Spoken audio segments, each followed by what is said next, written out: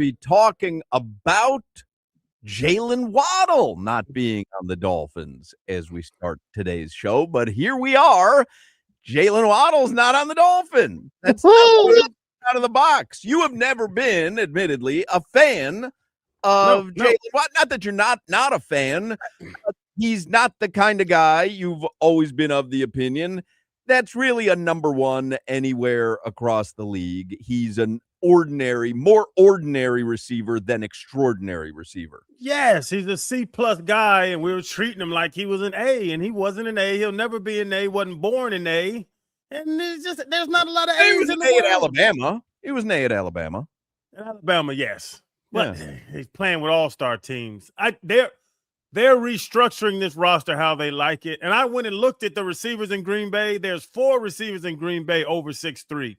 They don't want pipsqueaks anymore, and he's a pipsqueak. I like it that they're doing it their way. Explain it to me, Solana, because I don't understand. You were texting us about what they're getting in return and how it affects the salary cap and stuff. I'm not, so just give me the because like on the surface, you swap 4th-round picks. Denver gets a higher 4th-round pick, which was ours. We get a lower 4th-round pick, but on the surface, you see, you got a 1st-round pick, the 30th overall selection, and a 3rd-round pick for Jalen Waddle. Like, wow, because you swap 4. Pretty decent return. Right. But in reality, it's a little bit more complicated. Look, bottom line, the Dolphins got a 1st and a 3rd for Waddle. Late first. Yes, late first. 30, right? 30th. Yeah. And the 30th overall selection in the 3rd round. That's really good, but they did pay part of Jalen Waddle's guaranteed contract this year. So essentially, they bought themselves a 3rd-round pick because they told the Broncos, hey, we'll pay the guarantees on his deal for this year, and you throw in a 3rd-round pick.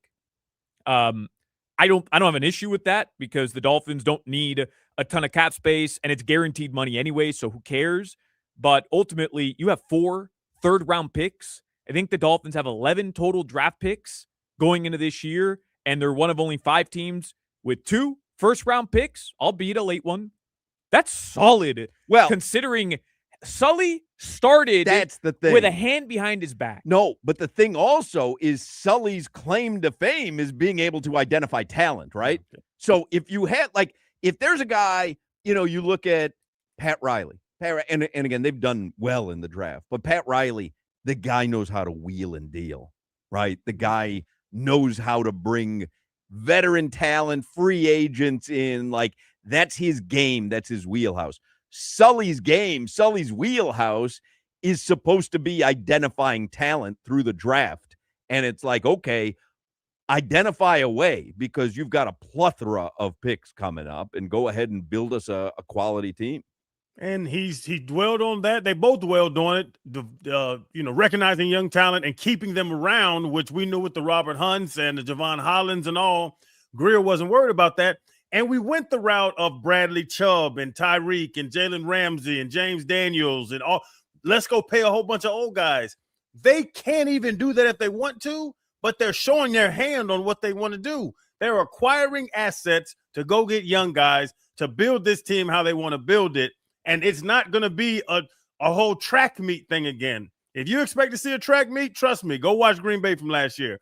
They're building a strong, trenched team with players that they want, bigger players. I'm telling you, watch what I say now. I'm a fortune teller. We are going to have some big ass 6'3" receivers on this team, and not these damn 5'10" blazers as we loved in the past. But who is Malik Willis going to throw to? Somebody over 6'3". Tutu Atwell. Atwell. Well, Malik Washington's wide receiver number 1 next year. Is it who are our receivers right now who are under contract? Yeah, so under contract, Malik Washington, wide receiver number 1. No, that wasn't a joke, but here are wide receivers. Tutu Atwell. Okay. Jalen Tolbert. Terrence Marshall Jr. No. Tell me the Dolphins receivers. Oh, yeah, this is our wide receiver room, Hoch. These are the Dolphins receivers? Dolphins. I just thought you were naming random receivers. Taj Washington, remember him? Oh, yeah. Theo Weiss Jr. Oh, you love Theo Weiss. Hey, Theo. I could do a lot of life without hearing Theo Weiss Jr.'s name. I thought you liked him. No, I'm not sure? a big Theo Weiss Jr. fan. Thought you were. No, I was pretty good on Theo Weiss Jr. when he fumbled on the very first opportunity he got a ball. I'm pretty sure you were high on him. Oh, and don't forget AJ Henning as well. No. Again, Dolphins receivers, please, only. Those are the Dolphins receivers. Two of our starting receivers are training for the draft.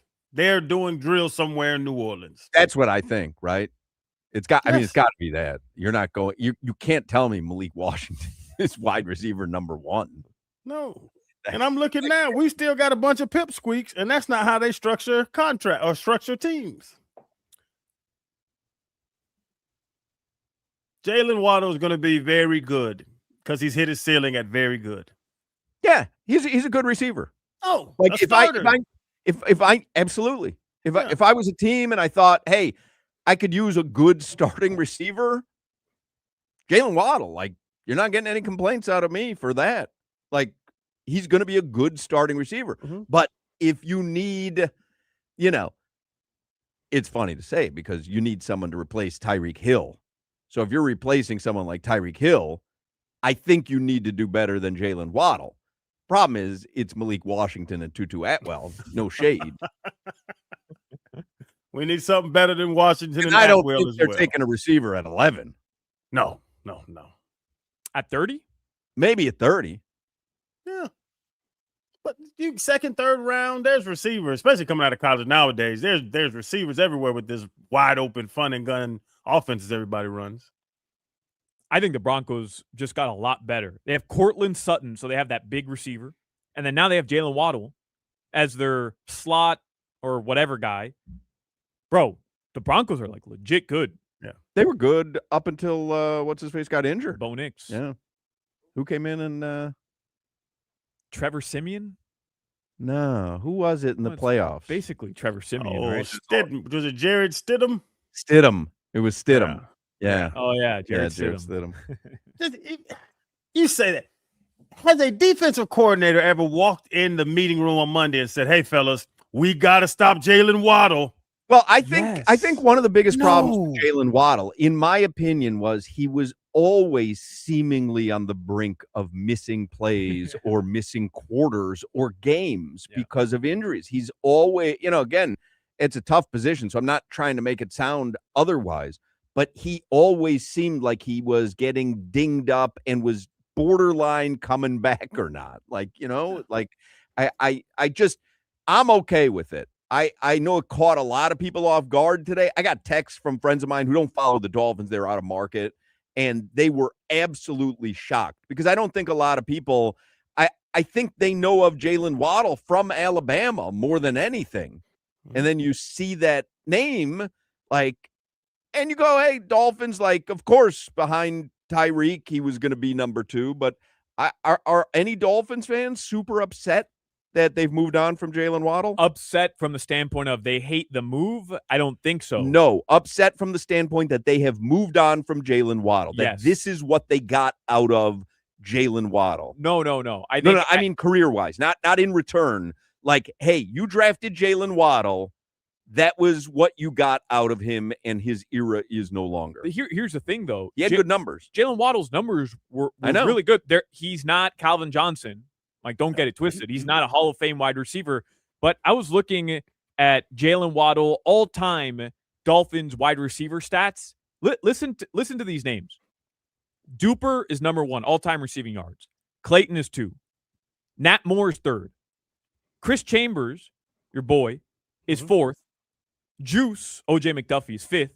6th is Jalen Waddle. Wow. That's pretty good company right there. You're talking about the 6 most talented wide receivers in the history of the Miami Dolphins organization, most important. And Jalen Waddle is right behind that. Well, I don't know if I would extrapolate that out to most important. I'm just saying in general. Was that a yard? You're speaking about yards in Dolphins history? Just yards. But Hoch, I'm not saying most talented, best. I'm saying if you had to list the top 5 wide receivers in Miami Dolphins history in terms of meaning towards the fans, just overall. Jalen Waddle's not in the top 10. No. I'm not telling you Jalen Waddle is. I'm saying the other 5 that I just listed. I go Isaiah Ford just because that was a fun era. Remember when he was bounced back and forth. Yeah. But normal people, normal Dolphins fans would pick. What do you have? I've got Isaiah Duper, Ford, Clayton. Jakeem Grant. Let me think about this. Brian Hartline. Brian Hartline, of course. Yeah. Most memorable catch in history. Mm-hmm. And OG was better than. That's what I'm thinking of. I'm thinking of Camarillo, not Hartline. Yeah. OG got Waddle. Who was that? The two-way guy. He could hurt you so many ways. Ask Appel because he loved that guy. Haywood Highsmith. No. Caleb Martin. I don't know, a two-way guy. Yeah. Yeah, he could hurt you. They were going to have all these different Like packages where you could use them as a runner, you could use them as a receiver. Well, that's Malik Washington. Is it Malik Washington? Yeah. I don't think there was another guy. When Tyreek Hill went down, we did an entire show on Malik Washington. There was another guy. I gotta ask Appel who it was. Anyway. Yeah, Marty Booker. Marty Booker's over Waddle. Marty Booker. I'm not telling you Jalen Waddle is the sixth best receiver in Dolphins history. All I'm pointing out is that in 5 years, he's sixth in total yards in Dolphins history behind 5 Dolphins legends, which means something. Which means he wasn't just a pedestrian receiver. He had a really good 5 years here in Miami. And also, Tua was not a pedestrian quarterback. Solana. Well, imagine what his numbers would have been. The guy led the league in passing. I'm telling you, there's a story. 1 year. And how many years did Jalen Waddle had 3,000-yard seasons? I got you. But it doesn't mean as much in a 17-game season. But why are you downplaying that? I'm not downplaying that at all. But there's also, there's a yin and a yang to it. If you've got Tyreek Hill out there, it's going to open up Jalen Waddle a little bit more. No, he did that his first 2 seasons without Tyreek Hill. And I can make the other argument. You've got Isaiah Ford out there, same thing. If I can make the other argument, imagine if he didn't play next to Tyreek Hill. Tyreek Hill's chasing 2,000 yards, Waddle's third season. Imagine what Waddle would have been able to do if he was the number one. By the way, I'm happy with us trading Jalen Waddle. If they would have doubled Jalen Waddle, he would have been behind Greg Dulcich. He's getting his 1,000-yard seasons, 140 targets, 120 targets, 104 targets. Wasn't like he was balling. They just had nobody to throw the damn ball to. Come on, like 140 targets. Solana, you could have 1,000 yards with 140 targets. Here's what's weird. This is turning into me advocating like Jalen Waddle's some legend. I'm not doing that. I don't think he is. I'm happy they traded him. I'm glad they got a first-round pick for him. I didn't think they would have been able to get a first-round pick for him. It's good to have context on him. It is. It's good to have context on him. And that could be true. But also, he's not just some guy like you and Crowder and Hoch make him seem like. He was a quality wide receiver for 5 years. Yeah. And I think we should celebrate the fact that Jalen Waddle gave this organization 5 really good years. He didn't give me a playoff win. Right, but that's not Jalen Waddle's fault. Well, it's everybody else's fault but Jalen Waddle because you're in love with Jalen Waddle. I don't know what to tell you. Everybody, you're allowed to use that stat with everybody we talk about with the Dolphins except Jalen Waddle. No. Hands off on Jalen Waddle. No, hey, Waddle, nobody had more tweets through the midway through the first quarter of questionable to return with a rib injury. Like, this guy was always banged up. I had my issues with Jalen Waddle, too. I love the celebration as much as the next guy. Stephen Ross was doing the penguin. I'm all about it. The guy was an average good receiver. Hey, man. I'm Jalen Waddle. Jalen Waddle's me. I gave you 6 quality years. I don't know about that. Crowder, get out of here, I don't know about that. What did Jalen do? Well, no Pro Bowls. No Pro Bowls. No Pro Bowls. No Pro Bowls. No Pro Bowls? Are you sure about that? Zero. I'm looking at the Wikipedia right now. 0 Pro Bowls. Everything, all his superlatives are in college. He gets to the league. I was an All-American. I all SEC. Then I got to the league, and I was a solid player. Pick. You know what? He was a solid player. You know what? I'm actually better because I was a 3rd rounder that gave you 6 good years. You know what? He was a 6 overall pick. Now that I flesh it out a little bit, because think about it, Jalen Waddle ate because he's playing next to greatness, Tyreek Hill. Crowder went hungry because he was playing next to greatness in Junior and Jason and Zach. You know what I They mean? were You have stealing someone all the great. tackles. If you're a receiver and you have someone great by your side, you're going to benefit from it. You're a linebacker and you have great defense by your side, you're actually going to get hindered by it. Imagine Crowder's numbers if Jason Taylor and Junior Seau and Zach Thomas weren't there. What, two interceptions? Third round pick. 2 6 interceptions overall. And we've got 18 rushes. We've got the return of investment on me was way better than Jalen Waddles. That's probably true. No, Hawk, it's not true. I think that is true. First round? Because he went in the first round. Investment. Hawk.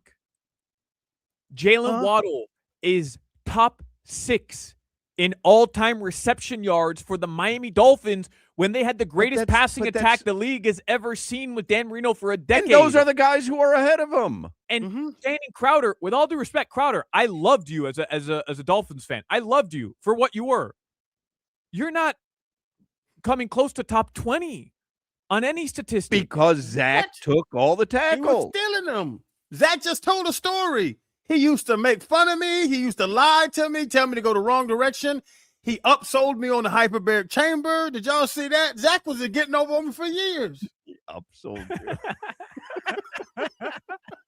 We have the Heat in action tonight, the Panthers in action tonight. You got Team USA World Baseball Classic action tonight. It's St. Patrick's Day. I mean, we got action. Everybody's eating corned beef and cabbage tonight. We'll talk about that. Let's get headlines. Josh Appel's going to join us. Chris Perkins going to join us. Talk about the legacy of Jalen Waddle. Let me just run this past you. Who do you think's the number 6 tackler of all time for the Dolphins? Oh? Zach Thomas 1, Rashad Jones 2, Jerome Baker 3, Yeremiah Bell 4, Jason Taylor 5. Channing Crowder at number 6. Oh, Solana, you are going to have to eat your words along with that corned beef and cabbage. What are we speaking of here? That's AI, bro. There's no way. It does sound impossible. It's on StatMuse. StatMuse, I don't know how to say it. Yeah, StatMuse. You got it. Nailed it. The StatMuse. StatMuse. Solana. I'll give it to him. Okay, so you either have to rethink your attitude on Channing or Jalen Waddle. Which one is it? Which one is it? You can't talk out of both sides of your mouth. Which one are you retracting? The comments on Crowder or the comments on Waddle? I need a break here to figure out how I'm going to carve my way out of this. Wow. That is a twist no one saw coming, like The Departed. Bro, Crowder is all time. I believe you said he wouldn't be top 20. 20. Wow. Solana, I was garbage in your mind, huh? No, I don't think you were garbage at all. I thought you were a good linebacker. But you thought Jalen Waddle was great. I thought Jalen Waddle was great. Jalen Waddle. Not elite, but great. 6th in receiving yards. All time. As a first-round pick. Crowder. 6th in tackles. All time. As a third-round pick. Who was a better investment for the Dolphins? Channing Crowder. I'll give it to you. Wow. I'll give it to you. I was wrong. Wow. Damn. Wow. Crowder, I got to put a little more respect on your name. 6 in tackles all time. And I'm guessing the guys who were ahead of him have to have been playing longer than he did. Jerome Baker. YB. Oh man. Oh my I got the least amount of games played in the top 10 with the number 6 in tackles. If you didn't let all those people get past you for YB, YB wouldn't have been anywhere on the list and you'd have been number 4. YB had 562.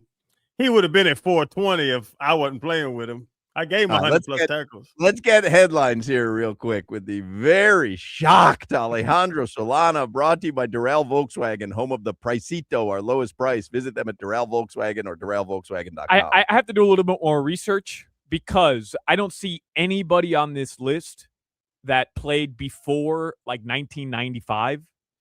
So my guess is, I don't know, Crowder, if you know this, were they not taking tackling stats? And I don't know. How many people before 95 do you see on the Jalen Waddle list? A lot. Most of them. Who? Marx Brothers, Nat Moore. Yeah, but because Javon Holland is 12th on this list. He only played 3 seasons with the Miami Dolphins, or 4 seasons. I was thinking about Dick Anderson, Nick Bonacani, and those guys too. But it didn't back my point, so I was going to leave it alone. But there's some, Nick Bonacani's a damn Hall of Famer. It's all right. You got it on Stat Moves. Stat Moves. Stat Moves. All right, real quick headlines here. All right. Tonight, aside from Jalen Waddle being traded, tonight you have the Florida Panthers in action. Mm-hmm. They're playing the Vancouver Canucks. They're in Vancouver. All right. Game 2 of a road trip. And do they celebrate St. Patrick's Day in Vancouver? Where's that? That's in Vancouver, Western Alberta. I don't know if it's in Western Alberta or not. British Columbia, I believe. I thought British Columbia was out east. British Columbia is out west. It is? Yeah. Oh. Do they celebrate St. Patrick's Day in different countries other than Ireland and the U.S.? Do they celebrate St. Patrick's Day in Canada?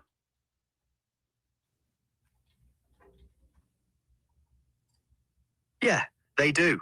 Canada has a pretty significant Irish population, especially in places like Toronto and Montreal. So St. Patrick's Day is,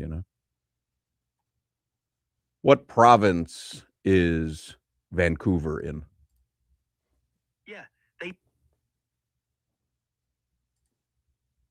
Vancouver is in British Columbia. And yes, St. Patrick's Day is celebrated in Canada too. Look at you. Lots of Irish All right. What about, do they celebrate it in Uruguay? St. Patrick's Day? Where does Channing Crowder rank in all-time tackles leader for the Miami Dolphins? I'll search for Channing Crowder's tackle ranking with the Miami Dolphins. I found that Channing Crowder had 470 total tackles with the Dolphins, but I need to search specifically for where he ranks all time on that list. Based on what I found, Channing Crowder had 470 total tackles during his 6 seasons with the Dolphins, but he doesn't rank particularly high on the franchise's all-time tackles list.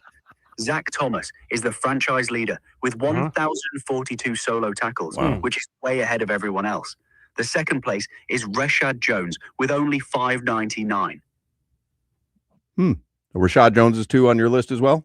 Yeah, that's the same list we have here. I like the way Claude says it. Rashad Jones. Rashad Jones. Ooh, 470. That's a lot of work, fellas. Josh Chappelle puts on the chat. Let's do quick headlines. Proceeds to ask Claude 87 questions.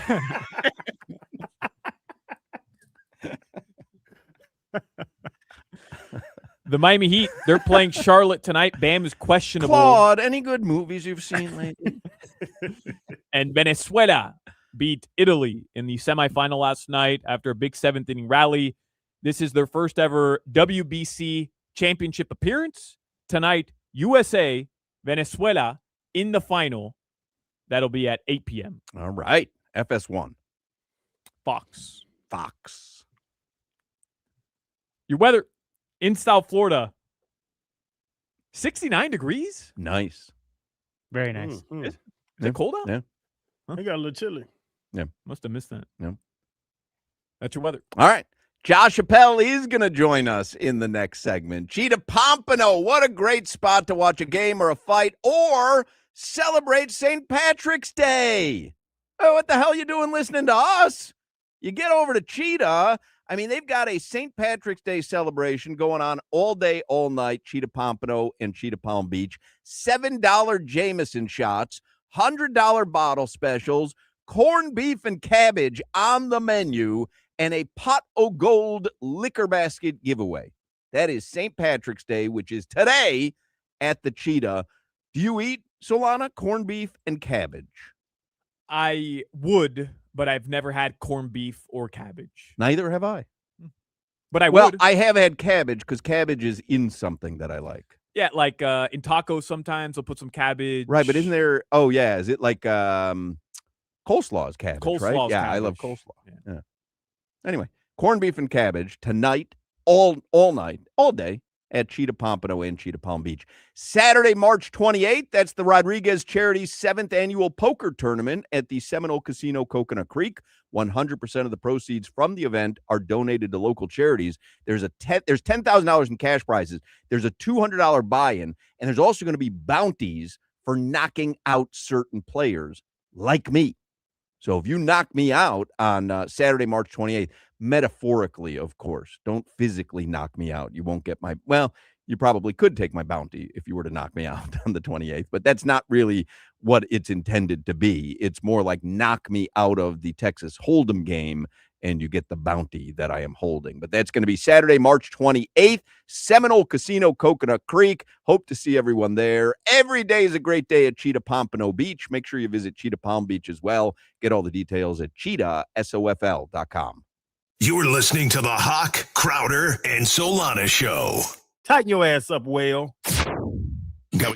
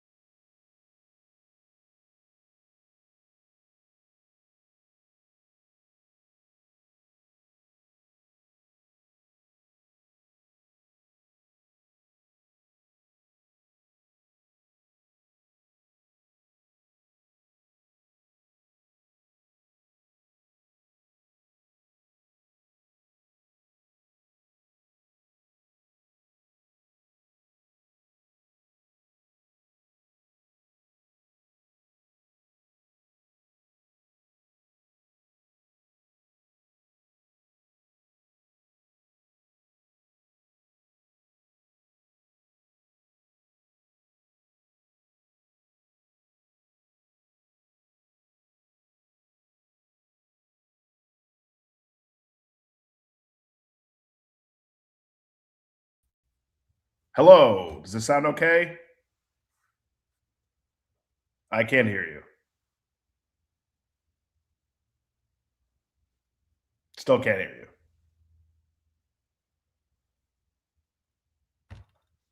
Nothing. What about now? I can hear you now. All right. I don't think your mic is connected if you have a mic. Well, so I'm at my dad's because Mara's at work and I have the baby and they're taking care of him. I had some calls today. So it's either this or I can try my AirPods. What does your speaker say right now? Like, what does it say it's on? The MacBook speakers. Let's see, back up a little. Test. Backing up. Test. Yeah. Let me try with your AirPods. Let me just see how it sounds. If it's not a big deal. Sorry. No, you're good. I mean, it doesn't sound terrible, honestly, but it just for the radio audience, you sound a little hollow. Yeah. Hang on. It's more so it's the echo in the room, like it's just a big room. Yeah. So the sound isn't very crisp. Hold on. Connecting to my AirPods now. What the fuck? There we go. Okay. Does that sound any better? Yeah, that's a lot better for sure. Okay. So let's do this. Give me a test. Give me a test. Anything you want. I just started getting a migraine like 5 minutes ago, so this is really good timing. Can you give me like a test 1, 2, 3? Test 1, 2, 3. Test 1, 2, 3. Test 1, 2, 3. All right. I think that sounds good. The chat being very helpful during this. All right. Full game. Your internet, your Wi-Fi is kind of chopping up a little bit though, honestly. Okay. Well, let me see something. Hold on. I'm gonna try and connect to my phone hotspot. Yeah, let's move up a minute. Hold on. I got it.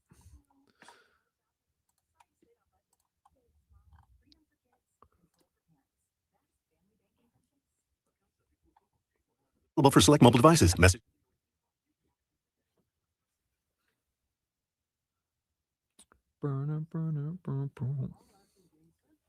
Look at you, chat and stream. You got a little behind the scenes. A little behind the scenes, huh?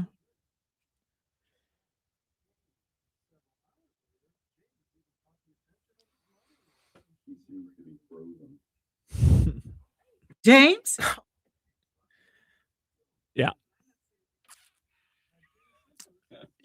Add joy to your day. Yo, Harvey, Zoe, group selfie. Ooh, nice new iPhone 17, Drewski. Let's do a triangle formation. I'm in front. With a center stage front camera. Yo.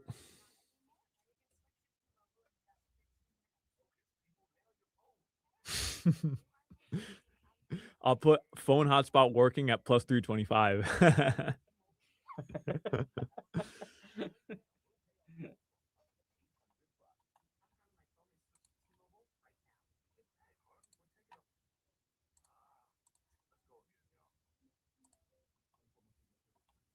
All right, let's.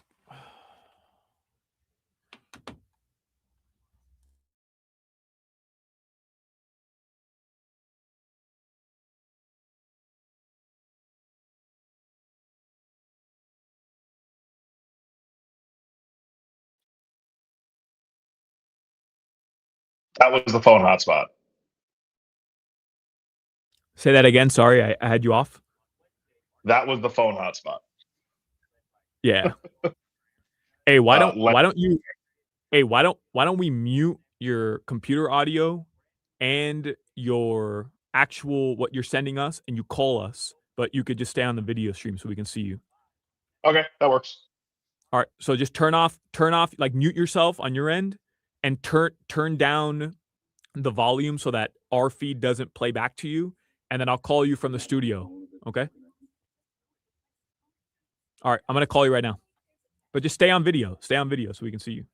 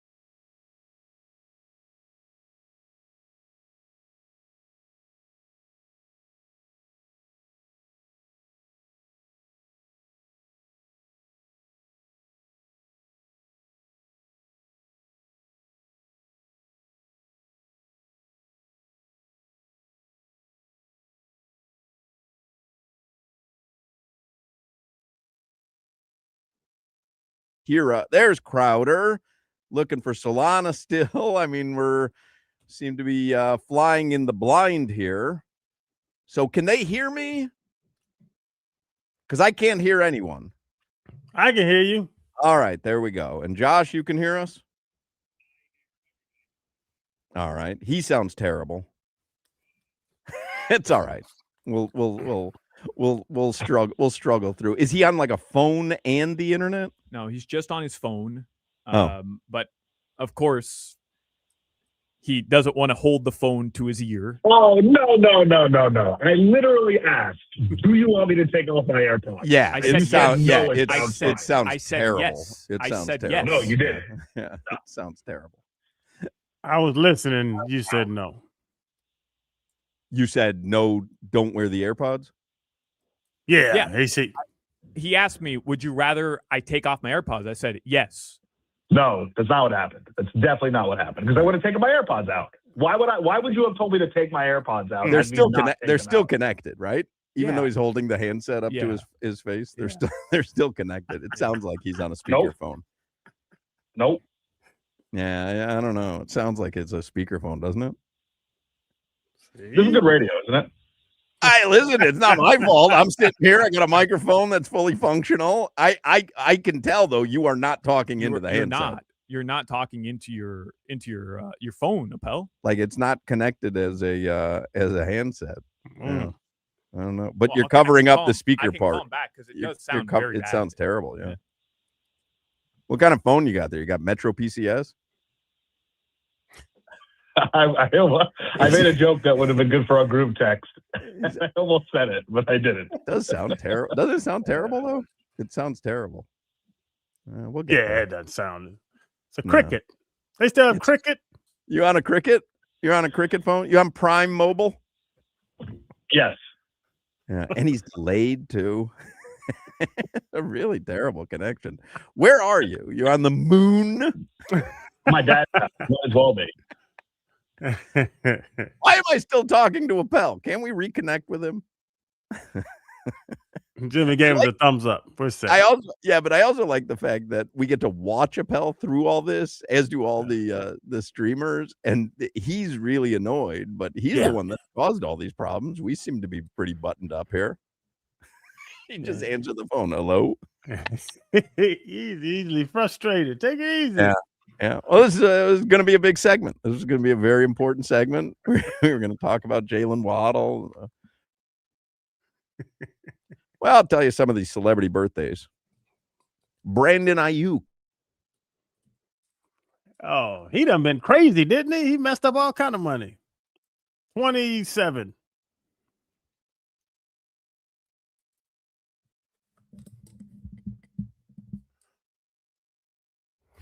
Hang on back there, Jimmy. You've been privy to what's happening back there. Does it seem like a cluster bleep? A little bit. A little bit. All right. Don't take a side on it. Play the middle there. That was a good idea. And now we see Appel still holding. Now he's on a wired phone. It looks like. How's your? You can leave the wire. Call from the house. The call's coming from inside the house. How are you, Josh? Everything okay? Everything's wonderful. Sounds better. Ask Claude what we should do. Oh, I'm having the time of my life here. I mean, it can't be played back, unfortunately, but he'd start at 5:45 tonight, so we're all right. But this is unbelievable because I mean, I'm talking to Appel on his phone, and it doesn't sound like he's talking. It sounds like he's talking to us from another room. Well, today is, I saw on the show sheet, the anniversary of the premiere of Punk'd. Now, I'm expecting Ashton Kutcher to walk out at any point and tell me that we're all being punked. It's a nice Cabot hat. Thank you.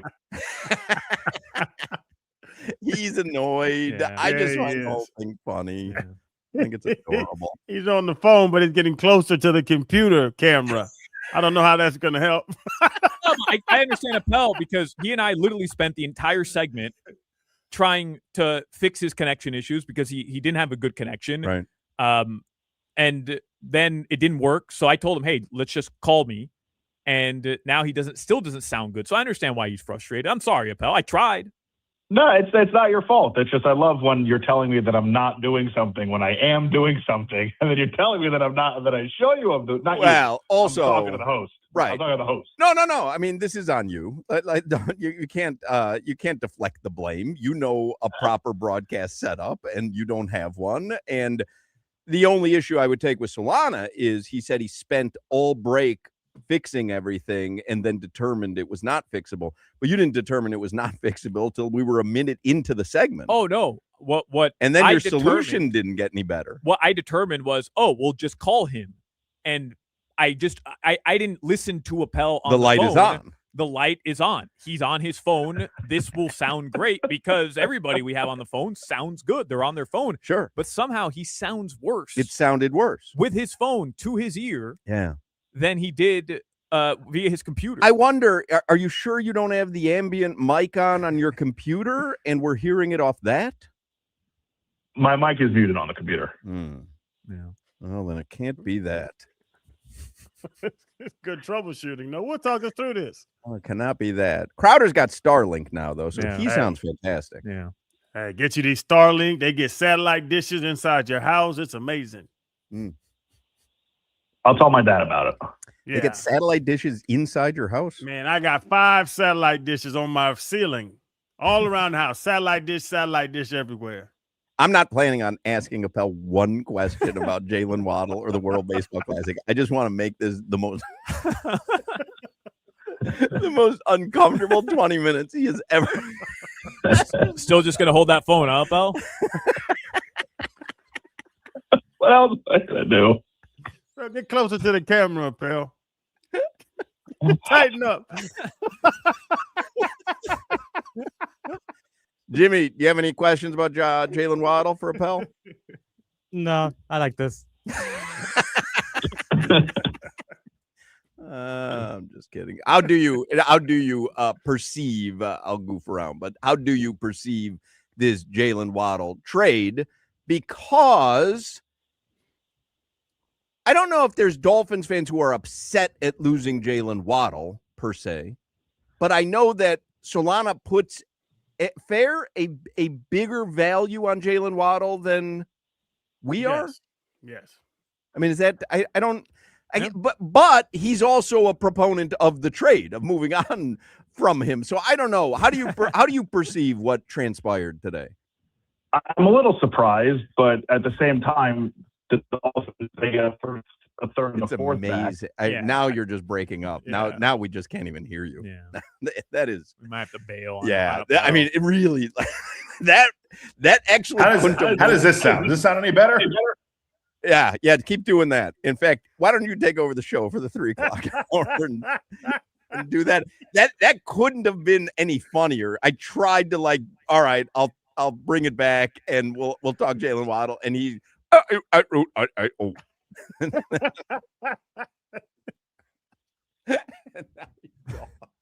He left. Did he take himself off the video or did we take him off? No, I'm here. Yeah. It doesn't sound bad that way, just off the computer. You still want my Waddle opinion? Nah.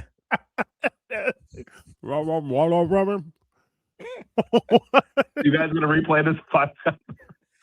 The good news for us is that preheat starts early tonight, so this was never going to get replayed. Maybe I'll replay this on preheat. What are you doing at 5:45? Appel? I'd love to have your take on the heated Charlotte tonight. Same setup, of course. So you got your dad's. What kind of internet does he have? Adelphia? The worst. Yeah. The worst kind. Yeah, but you're not on your phone. I want to make that very clear. Appel can't be on his phone. It does sound odd for someone who's holding their phone up, like we know. Yeah. Stop giving away our phone number. And is he potted up on his phone? Well, that's what I thought. Maybe he's potted up on the computer. Jimmy? I don't know, but I know what a phone sounds like. It doesn't sound like this. That does not sound like a phone. I mean, that is what a phone sounded like when I was a kid. That's what a phone sounded like. Yeah, like that. That's what a phone sounded like. When a phone was a phone. You think my dad has a landline? Do you eat corned beef and cabbage? No. No, and would not? No. I feel like I'm interviewing Charlie Babbitt from Rain Man.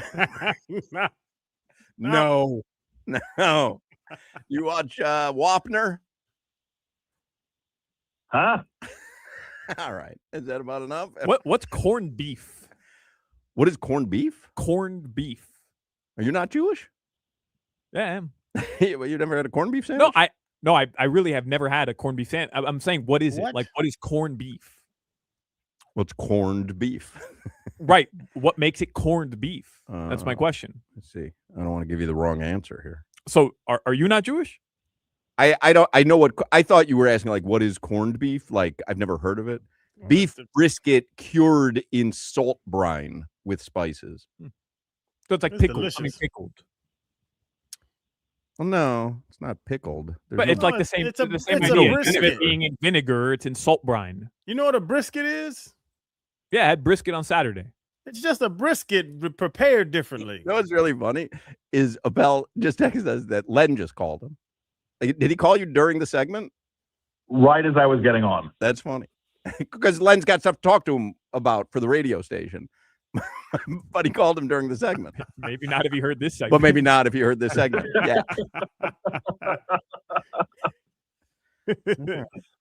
He's like running out of minutes on his phone. Slows Anybody down. Anybody else have anything? I would submit this for a best of on the spreadsheet. I would replay this again in a heartbeat. I'm so upset. I had a great. Should we bring him back at 4:00 for Talk About It Tuesday? Yeah, let's do that. Are you going to be somewhere different at 4:00?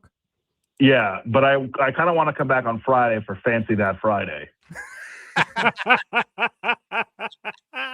Appel and I had a great great debate, not debate, but like back and forth because I was workshopping some stuff for Talk About It Tuesday, and I think he'd be a great addition for Talk About It Tuesday. All right. So do you want to join us for Talk About It Tuesday and try to redeem yourself?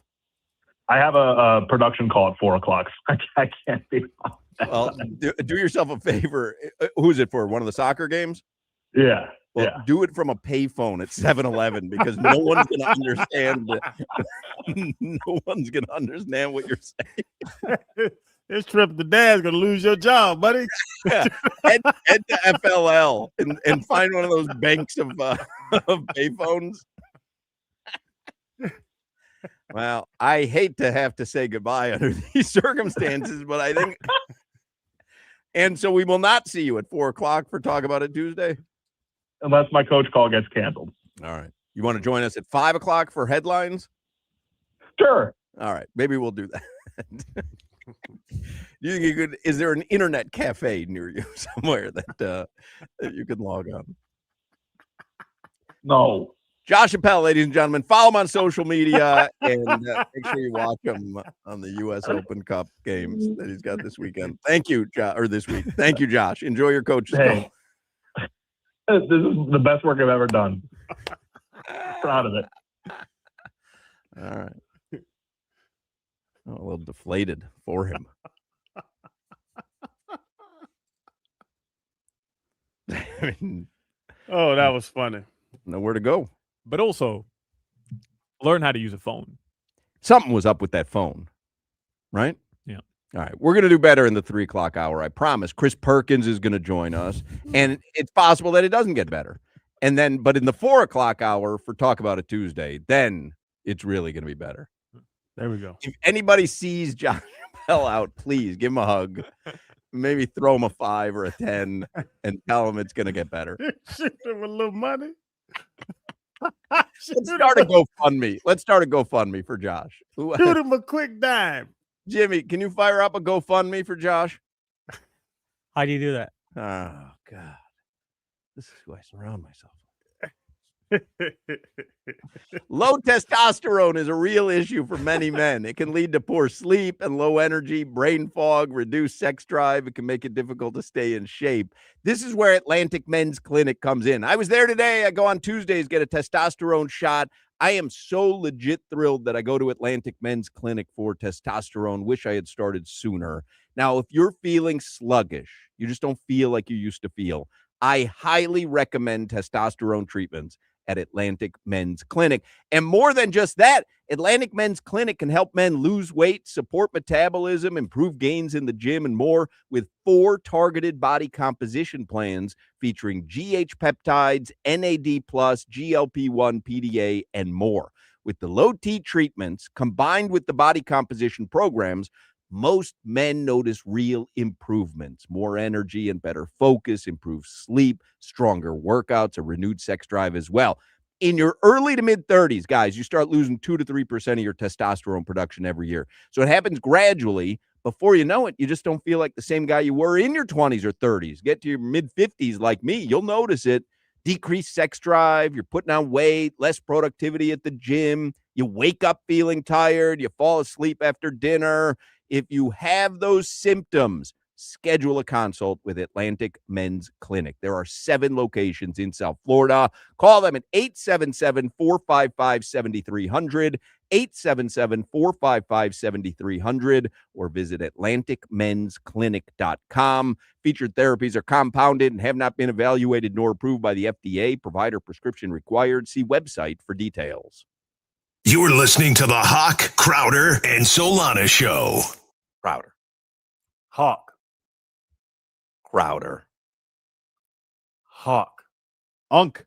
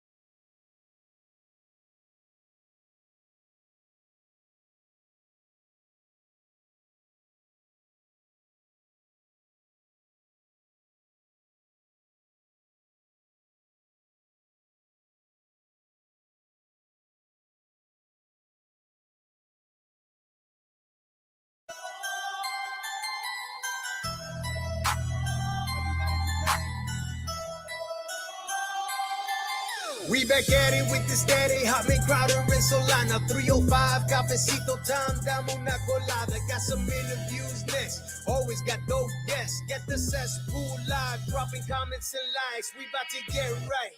Talking sports, my G. Listen to Odyssey and 104.3. Live and back on GeorgiaMusic.com. Hitting it at the park like a Matt Mervis bomb off power. Get ready for the 3 o'clock hour. Get ready for the 3 o'clock hour. Get ready for the 3 o'clock hour. I'm ready. Get ready for that 3 o'clock. I'm ready. Ready for that 3 o'clock. That is Georgie, who does our opening of the show, the 3 o'clock hour theme song, the 4 o'clock hour theme song. And Georgie reached out to me last night and said, bro, are we ever going to do the 5 o'clock hour theme song? And I said, you know what? That's my bad. There were a couple tweaks I wanted to make, and it got out of my my sphere of doing things. So we did it last night. He's in the lab. He's fixing it up, and we will have the 5 o'clock Funky Buddha Happy Hour theme song from Georgie in a mere day or two. Tweaks as in suggestions from you, or are you writing? Yes, are you I am the ghostwriter? Timbaland to Georgie's albums. I am the guy behind the guy who makes everything happen. Wow. So I make lyrical tweaks. I make music modifications. And so that's what he's working on. So anyway, Georgie Music on social media. If you want to follow him, we enjoy his work a lot. JORGMUZIK at social media. I know Josh Appel is despondent over the last segment, but think of all the great segments he's given us over the years. Yeah. So everyone's allowed a clunker. We've all had clunkers before, and we'll all have clunkers again. Let's move on with our lives. Somebody bats 1,000. Right? I mean, listen. Somebody runs up the middle and they get past you. They go for a touchdown. You can't run to the sideline and start crying. You figure out, how am I going to do better next time? So, yeah, you take a shot at me underneath because I was going to bring up a shot at you. You're the 6th leading tackler in Dolphins history. I was going to bring up Jordan misses shots or, Tiger misses putts. You're going to talk about me missing tackles. Well, it's admittedly harder to envision them missing shots than you missing tackles. And I wanted to make it an easier example for people to be able to follow along. 470. That's a lot of work, fellas.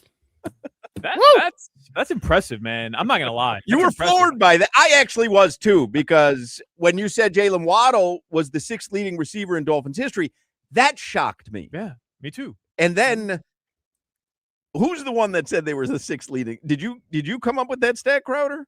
I went and looked because I'm like, it literally didn't seem possible to me. I don't know why, though. Only because I think that we've done a number on you during this show. I think over the course of 10 years, we have diminished your accomplishments. Yeah. But so you started with a minute. Well, y'all both thought I was garbage. It's okay. Although there is something flawed about the number of players, like Solana said, who are from 95 and before, who are void. Yeah, like Kim Bocamper and that entire the Killer Bees, right, aren't even on that list. I mean, there's something off there. Maybe the NFL didn't start collecting tackles as a stat until a certain era. Maybe Crowder hacked into the system, like War Games, changed his grades. Starlink hacked into the system. He's got Starlink. I can't even unmute my mic. I'm gonna hack into something. Leading tacklers in Dolphins history. I'm just looking if maybe there's a different list. I have the list. Is he 6th?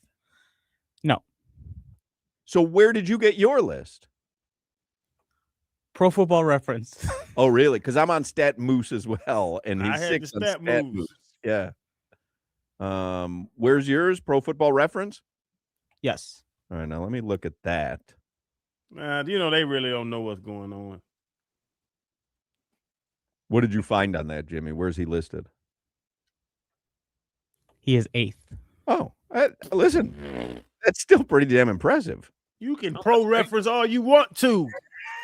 Solana said, I'm not breaking 50. H-N was 8th. H-N? What are you looking at, offense? Yeah, I'm looking at offense. Well, Crowder played defense. What's happening here? Are we sure this was Appel's fault and it wasn't Jimmy's fault? Who are you talking about, Jimmy? Oh, that's for Wednesday show. Who is 8th? On what list? I'm looking at the offense. I don't know why I'm looking at the offense. You were looking at tackles? No. Just all-time Dolphins leading rusher. But that wouldn't be Crowder or Waddle. That that's a whole different category. Jimmy, be honest. Did you know what position I played? Yes, I did. But you probably I heard it, but my brain wasn't paying attention. All right. Okay. But what list did you find with Crowder as 8th? Well, none. None. I found a different list. He found HN, the 8th leading rusher. I do have it from Pro Football Reference, by the way. Crowder is 12th all time in solo tackles. But the NFL did not start recording tackles as a stat until 1978. Oh. I was an assist master. I'll jump on top of that pile now. Don't take my assist away. 78. I mean, that includes the killer bees and all that. Like, if it started in 78, then tackles were not recorded as an official NFL stat until 2001. Interesting. That's weird to even think about. Sometimes There was just a stop, defensive stop. They gave no credit to anything that happened. It was just a team stop, I'm guessing. So it's a wildly inconsistent stat. Yeah, whatever. List is the list. Hey, I'd ride with it, Crowder. I'd put that on your Twitter bio. Number 6 all-time Miami Dolphins. I was 6. Texter, we lost Jimmy. Facts there. What did happen there, Jimmy? I have no clue. Yeah, that's what happened. I need a screwdriver. Jimmy, what number did I wear? I don't think Jimmy knows who I am.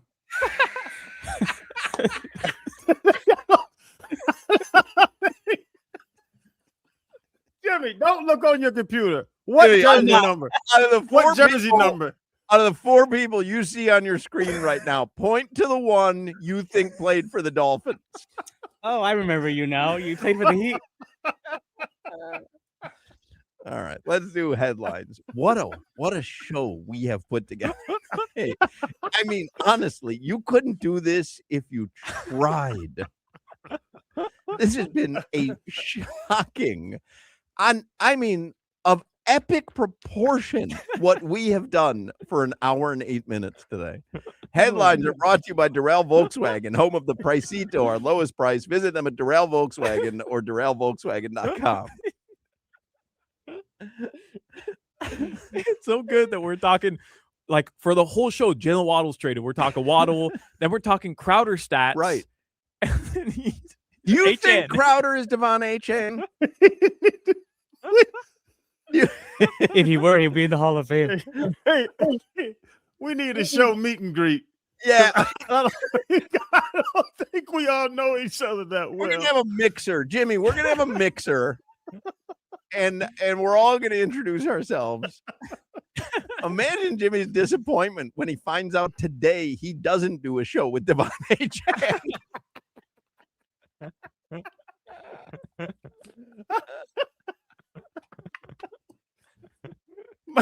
Damn, Jimmy. I'm sorry, bro.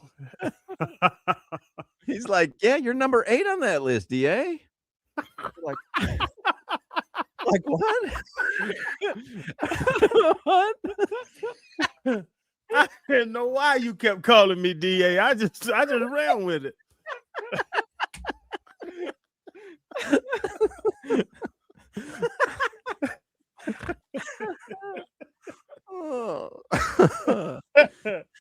All right, what do you got for headlines? All right, we got to get it together before Chris Perkins comes on, because Perk he does not deserve what's going on today. All right, here we go. Best names I've seen for the Las Vegas NBA franchise. Oh, I'm going to give you a list of real ones and then a couple I created myself. All right. Okay. Here are real ones I've seen. Okay. The Las Vegas Spades. What's the there are spades already? Oh, the Aces. Aces. Well, Yeah. they'd be a play on that as well. They'd continue that theme in Vegas. The only problem is it's kind of a racial slur. Really? Spades? Yeah. I thought I knew my racial slurs. Yeah. You sure? Yeah. It is. It is. Oh, it is. You, Jimmy. Jimmy knows about that. Jimmy. Well, Google told me. Listen, Devon, on behalf of all of us, I should just stop talking. Jimmy chimed in on that one. Yep. Well, I genuinely I did not know. I was not aware of the that connotation. I'd never heard of that. Yeah. All right. Well, we'll scratch that one off of it. I just have a tough time feeling like that one would get past level 1 voting. Well, it's also funny that I came out of the box, but I swear I didn't know. I've never heard of that. What Man, you really didn't know that?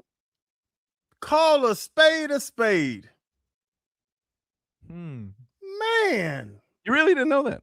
I've been thinking people want to play cards with me.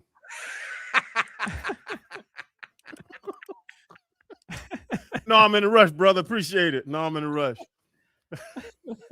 Damn. Goodness gracious. Yeah. The Las Vegas Outlaws are on the West Coast. Las Vegas. They don't follow the law. I like that. The High Rollers. I kind of like that. It's a little cutesy. It's too Like- long. I would go with whales, because a big gambler is a whale. I've seen that. Las Vegas whales, I think, would be kind of cool because they're in a desert. So there are no whales, but there are whales.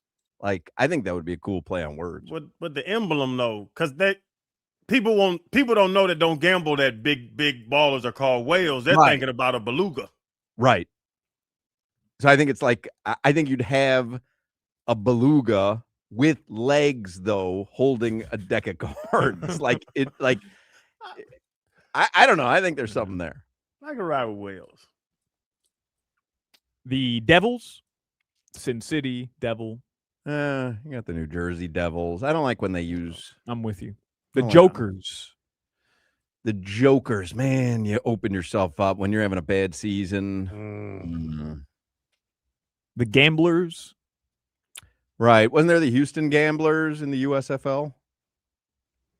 But isn't that bad with the gambling stuff and the players, the Terry Roziers? Yeah. Call them the Terry Roziers. You're right. Too direct. Yeah. Or a lot of people are saying the Vipers. It's a desert animal, a snake. Yeah.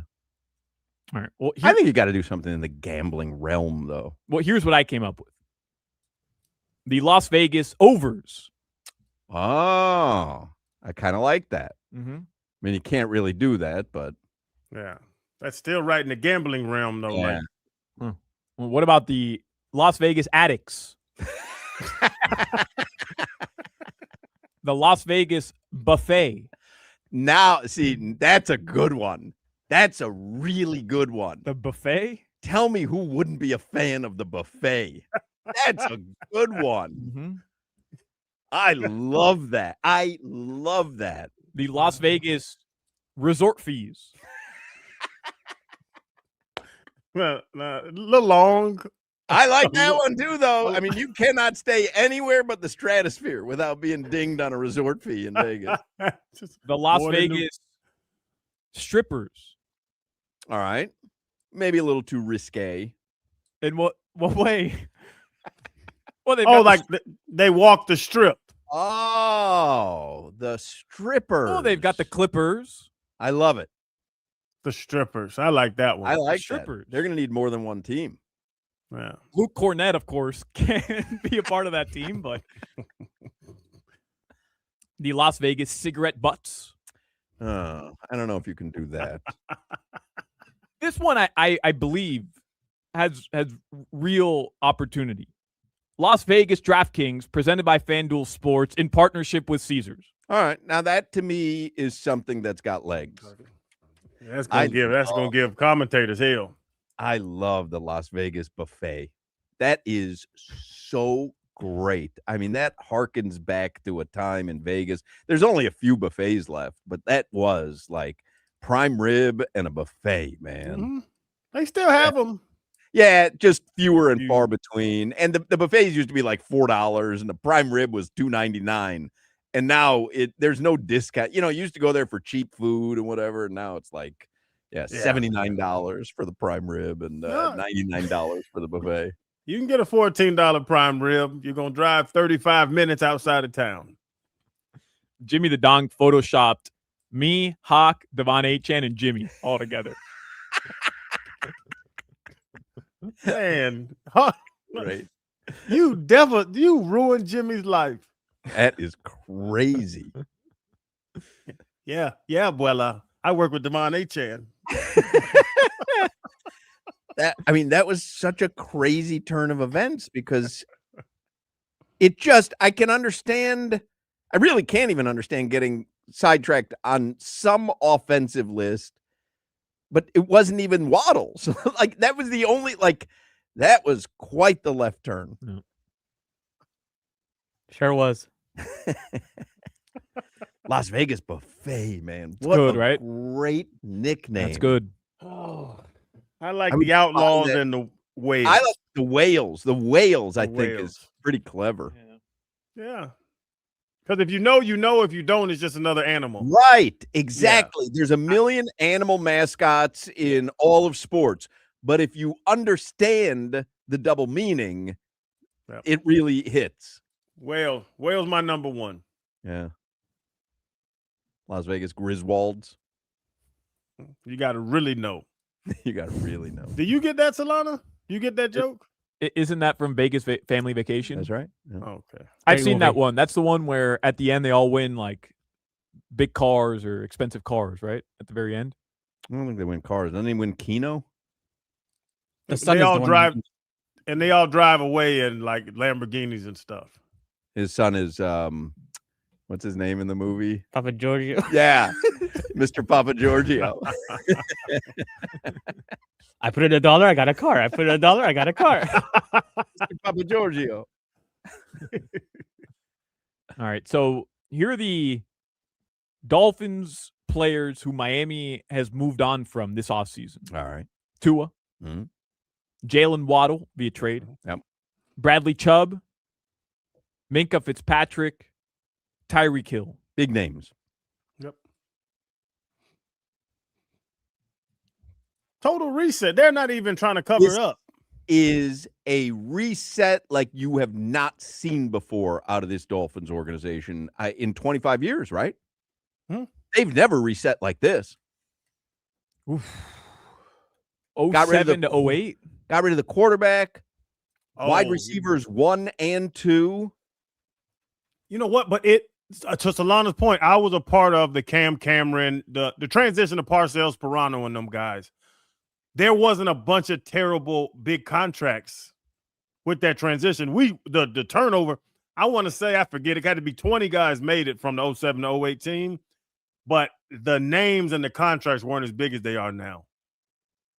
Jerome Baker just tweeted out, are we ever going to discuss what happened to the Dolphins after Flo left? A lot of people that feel that way. Yeah. Mm-hmm. That he was right about Tua. Well, he was definitely overperforming the roster that he was given. Yeah. They didn't say he wasn't a good coach. They said he wasn't collaborative and he wasn't nice to people. Correct. Yeah, but we know what really happened. I mean, he didn't go along with Stephen Ross's plan, and Stephen Ross said, F you. Like, I don't want you around. Well, here there anymore. were a number of examples, right? So Stephen Ross wanted to go get Tom Brady, and it seems like Brian Flores wasn't interested. I'm not necessarily certain that it was because he was so offended by the notion of talking to someone. I think it was he wasn't that interested in Tom Brady. They drafted Tua. He didn't seem to be very interested in Tua. I think what happened after a while, Stephen Ross and Chris Greer having conversations going, this guy seems to be an impediment to everything that we're trying to implement. And it's not going to get any better. And if he starts to have some success, our voices are completely meaningless. Yep. And so I think they had to cut it off early, which is what they did. And to Jerome's point, Chris Greer's unemployed and Stephen Ross hasn't won a Super Bowl. I mean, not Super Bowl, Playoff game. a playoff game since he owned the team. So I think Flo's side, but you work with people you enjoy work, especially as a billionaire. A billionaire doesn't want to go to work and be upset. He's a billionaire. You go to work with people you enjoy being around. I think Stephen Ross enjoyed being around Mike McDaniel. Yes. I'm just not. I understand what people are doing there with Flo. I'm just not ready to crown Flo as some, somebody who knew everything about everything. And I mean, the guy has been out of Miami for 4 years. He can't get an NFL head coaching job. So, clearly there's a reason why, in my opinion. Maybe he was right about Tua, but does that mean he would be having playoff success here if he was still the head coach? But I'm not necessarily certain that he was right about Tua. Yeah, maybe not. But he didn't think Tua was going to be a good quarterback, and he had one good season. Right. But had he not gotten injured, then Flo wasn't right. But I think Flo liked a certain disposition in his players, and it's just all opinion. So to your point, McDaniel gets Tua. We saw 2023, successful number one offense in the world. But McDaniel enjoyed that type of thing. Flores isn't like I told y'all the story before. When Flo walked into, there's an alumni meet the coach with new coaches. I'm sure I can meet Halfley here coming up this summer sometime. All the alumni come down. The coach walks in. We're hanging out. He says a little speech about keeping the Dolphins, making us proud, and then he kind of, glad hands for a while. Flo didn't glad hand. Flo said a speech about keeping the standard, making you guys proud. Thank you so much. And he hauled ass and went back to his office. Right, And I'm not talking about me. I don't give a damn. I'm talking about Larry Little's in there. Dwight Stevenson's in there. JT's in there. Zach's in there. I'm talking about the big dogs are in there. Flo didn't, he wasn't one of those. Like one of those guys usually is going to stick around, try to get the old dog's blessings and have them on his side. You had told us this before. Flo didn't care. Flo was in the 72 Club little dinner hall. Actually, it was a buffet, Hawk. You would have loved it. The little buffet 72 Club. Flo was in there at the most. I'm overestimating. He might have been there for 15 minutes. Said his speech, hauled ass. He just didn't. That's not who he is. He's a football coach. Yeah. Aria Buffet in Vegas is the best buffet I've ever been to in my entire life. I think Cosmopolitan is Wicked Spoon, and I think that's the best buffet. Aria has a buffet? Aria has a buffet. I don't know if they still do. The last time I was in Vegas was 2021. Is that when you went to Earl of Sandwich? No, that was another time. I got you. Yeah. You stayed at Hooters. You didn't stay at the Aria. As the best No, hotel. I didn't stay at the Aria. I stayed That Hooters hotel was the best. Hawk took me to Hooters to play roulette. Was that not the best?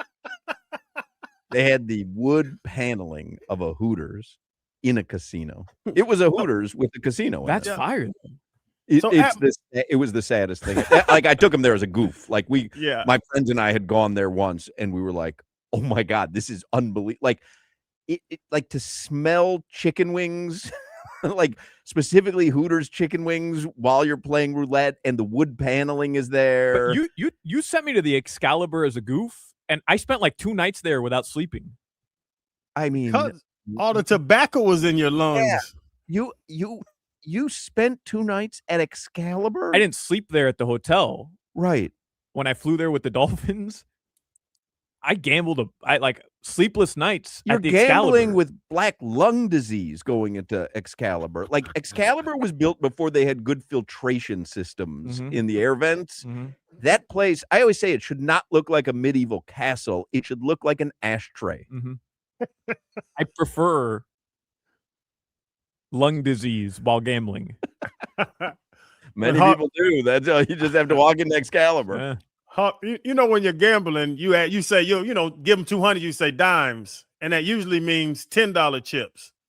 I said that at the Hooter Hotel. They gave me literal dimes a roll of dimes. We're betting change, Hawk. He was like, yeah.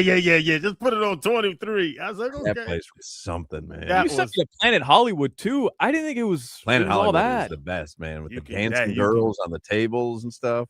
Slime, you can get out there with that. Planet Hollywood is something. Like that place, because it sounds ridiculous that Planet Hollywood would be like the scene that that place. There is more fun per square inch going on in there than anywhere but the whorehouses in Vegas. Okay, Lamar Odom. Solana, just Excalibur ranks above Planet Hollywood. I mean that is crazy. Just up the hotels mentioned. Excalibur. I want to throw a Flamingo Hotel in there, then Planet Hollywood. Wow. I mean, I've stayed at the Flamingo Hotel several times. At the Flamingo? It's fun. The Flamingo was old when I went there for the first time in 87. I'm not kidding you. Like the Flamingo was an old property. Why are you getting mad at me? Because you're sounding like Matilda waiting for the gambling bus to pick you up for a quarter, and the first thing you're going to do is go to the cigarette vending machine. Well, why? What's the problem? Excalibur. What's the problem if I want to rip a couple heaters while I gamble, Hawk? Why do you take an issue with that? Because at Excalibur, you're ripping heaters 24/7 because it's one you're gambling inside a cigarette. Come on, we have to have time for Perk. You're sitting on the filter, gambling in the tobacco. Oh, Perk would gamble at the cigarette hotel. I think Perk and I would have similar interests. All right, the Heat play tonight in Charlotte. Vote on the text line and the chat line. Is today the worst show we've ever done or the best? It can't be anywhere in the middle. Either worst or best. I vote for the worst.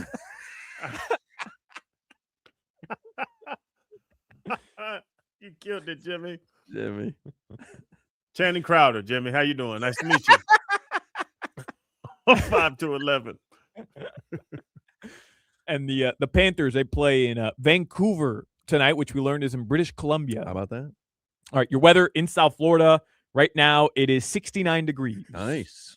All right, Chris Perkins from the Sun Sentinel is going to join us. We will talk some Dolphins with him, Jalen Waddle, all that hoo-ha. So Chris Perkins is going to join us in the next segment. What could you possibly be looking for, Crowder? You have one endorsement. I know, and I had to go find it because I'm so excited. All right. We all like anniversaries. Yes, we do.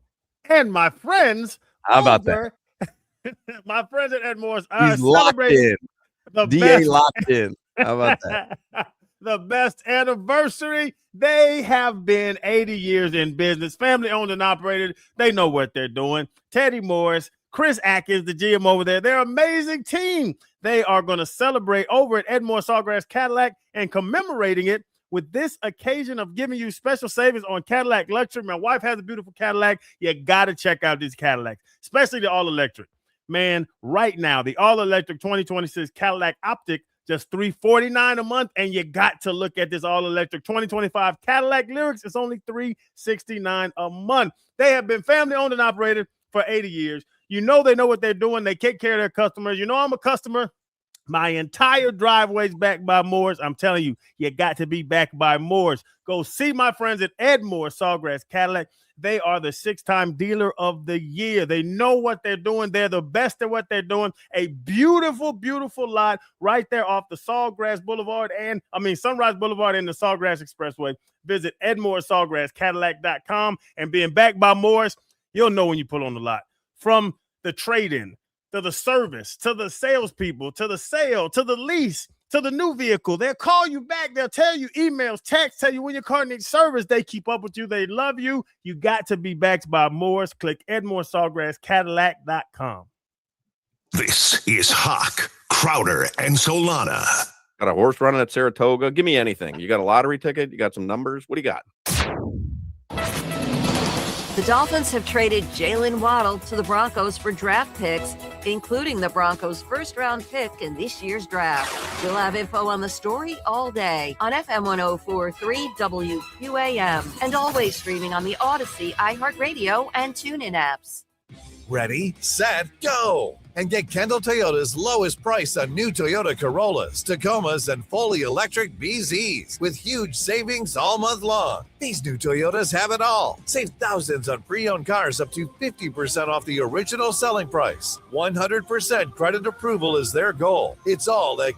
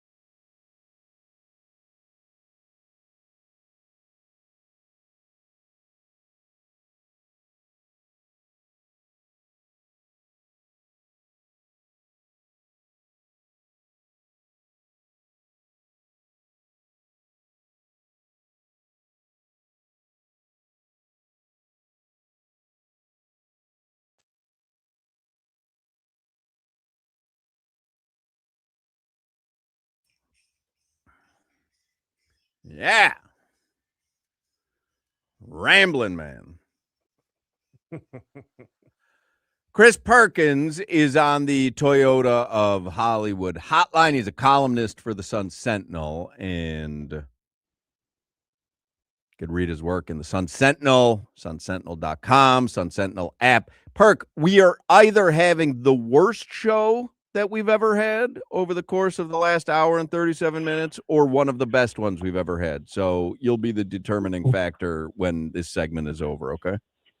All right, let's do it. Let's do it. I'll take the pressure. Let's roll. Let's do it. Baby. No, the pressure's not on you. It's all on us. Like you, okay. Now that's even better. Right. Either you cannot overcome how bad we are today, or I don't know what'll happen. I honestly don't know. I'm completely confused. What does the Jalen Waddle trade say to you? I mean, we kind of knew this was a house cleaning. This is officially a Klaus. You see, Perk? It's a Klaus Heening right down to the studs. Hey, this trade says a lot of things. It says that this administration is way different than the last administration, right? This really emphasizes the build through the draft, while the old administration had that win now, let's do it through free agency and trades. A theory that I supported, that I thought was a good idea for that team at the time. It also shows, look at how diametrically opposed they are to that 2023 offense. Look at how many people from that offense are gone. Pretty much only Austin Jackson and Devon Achane remain, right? McDaniel's gone. Frank Smith is gone. Teron Armstead, Tyreek, Tua, Waddle, Raheem Mostert, Rob Hunt, Durham Smythe, everybody is gone from that offense. And then it also says just that they are following through on their word to build through the draft, and that's what we're going to see. We're going to see this administration build through the draft, and they better hit on these draft picks also, right? Because if they don't, this whole thing is going to fall apart like a house of cards. They don't have very much returning veteran talent on this team. You have Achane, Austin Jackson, Brewer, Zach Sealer, Jordan Brooks. That's about it. So you really, really, really got to hit on these draft picks. But having said all that, I love this trade. I didn't see it coming, but they got great value for Jalen Waddle, who, let's face it, he's a low number one receiver or a high number two receiver. You netted a first and a third. Great job by Sullivan. And Perk, number 6 in the first round out of Jalen. What his career? You watched him you watched practice. We watched every game. Solana thinks he's the third Marks brother. I think he was decent. I don't even think he's a low number one, Perk. I think he's a solid slot. I've been going through this for years with him. Did the number 6 pick in the first round, was Jalen worth that with his production? No, he was not. And look, that's not a slam on Jalen Waddle. He was overdrafted. Definitely the Dolphins would have been better off taking Penei Sewell, the right tackle who Detroit took. But set that aside, Jalen Waddle is a good receiver. He's no Tyreek. He's no Clayton. He's no Duper. But he's a good receiver. I think, I don't know what Denver is expecting from him, but I think that what Sully got in return was better than what Jalen Waddle gave to the Dolphins. And that's understanding that Waddle had, 4,000-yard seasons here or 3,000-yard seasons, whatever it was.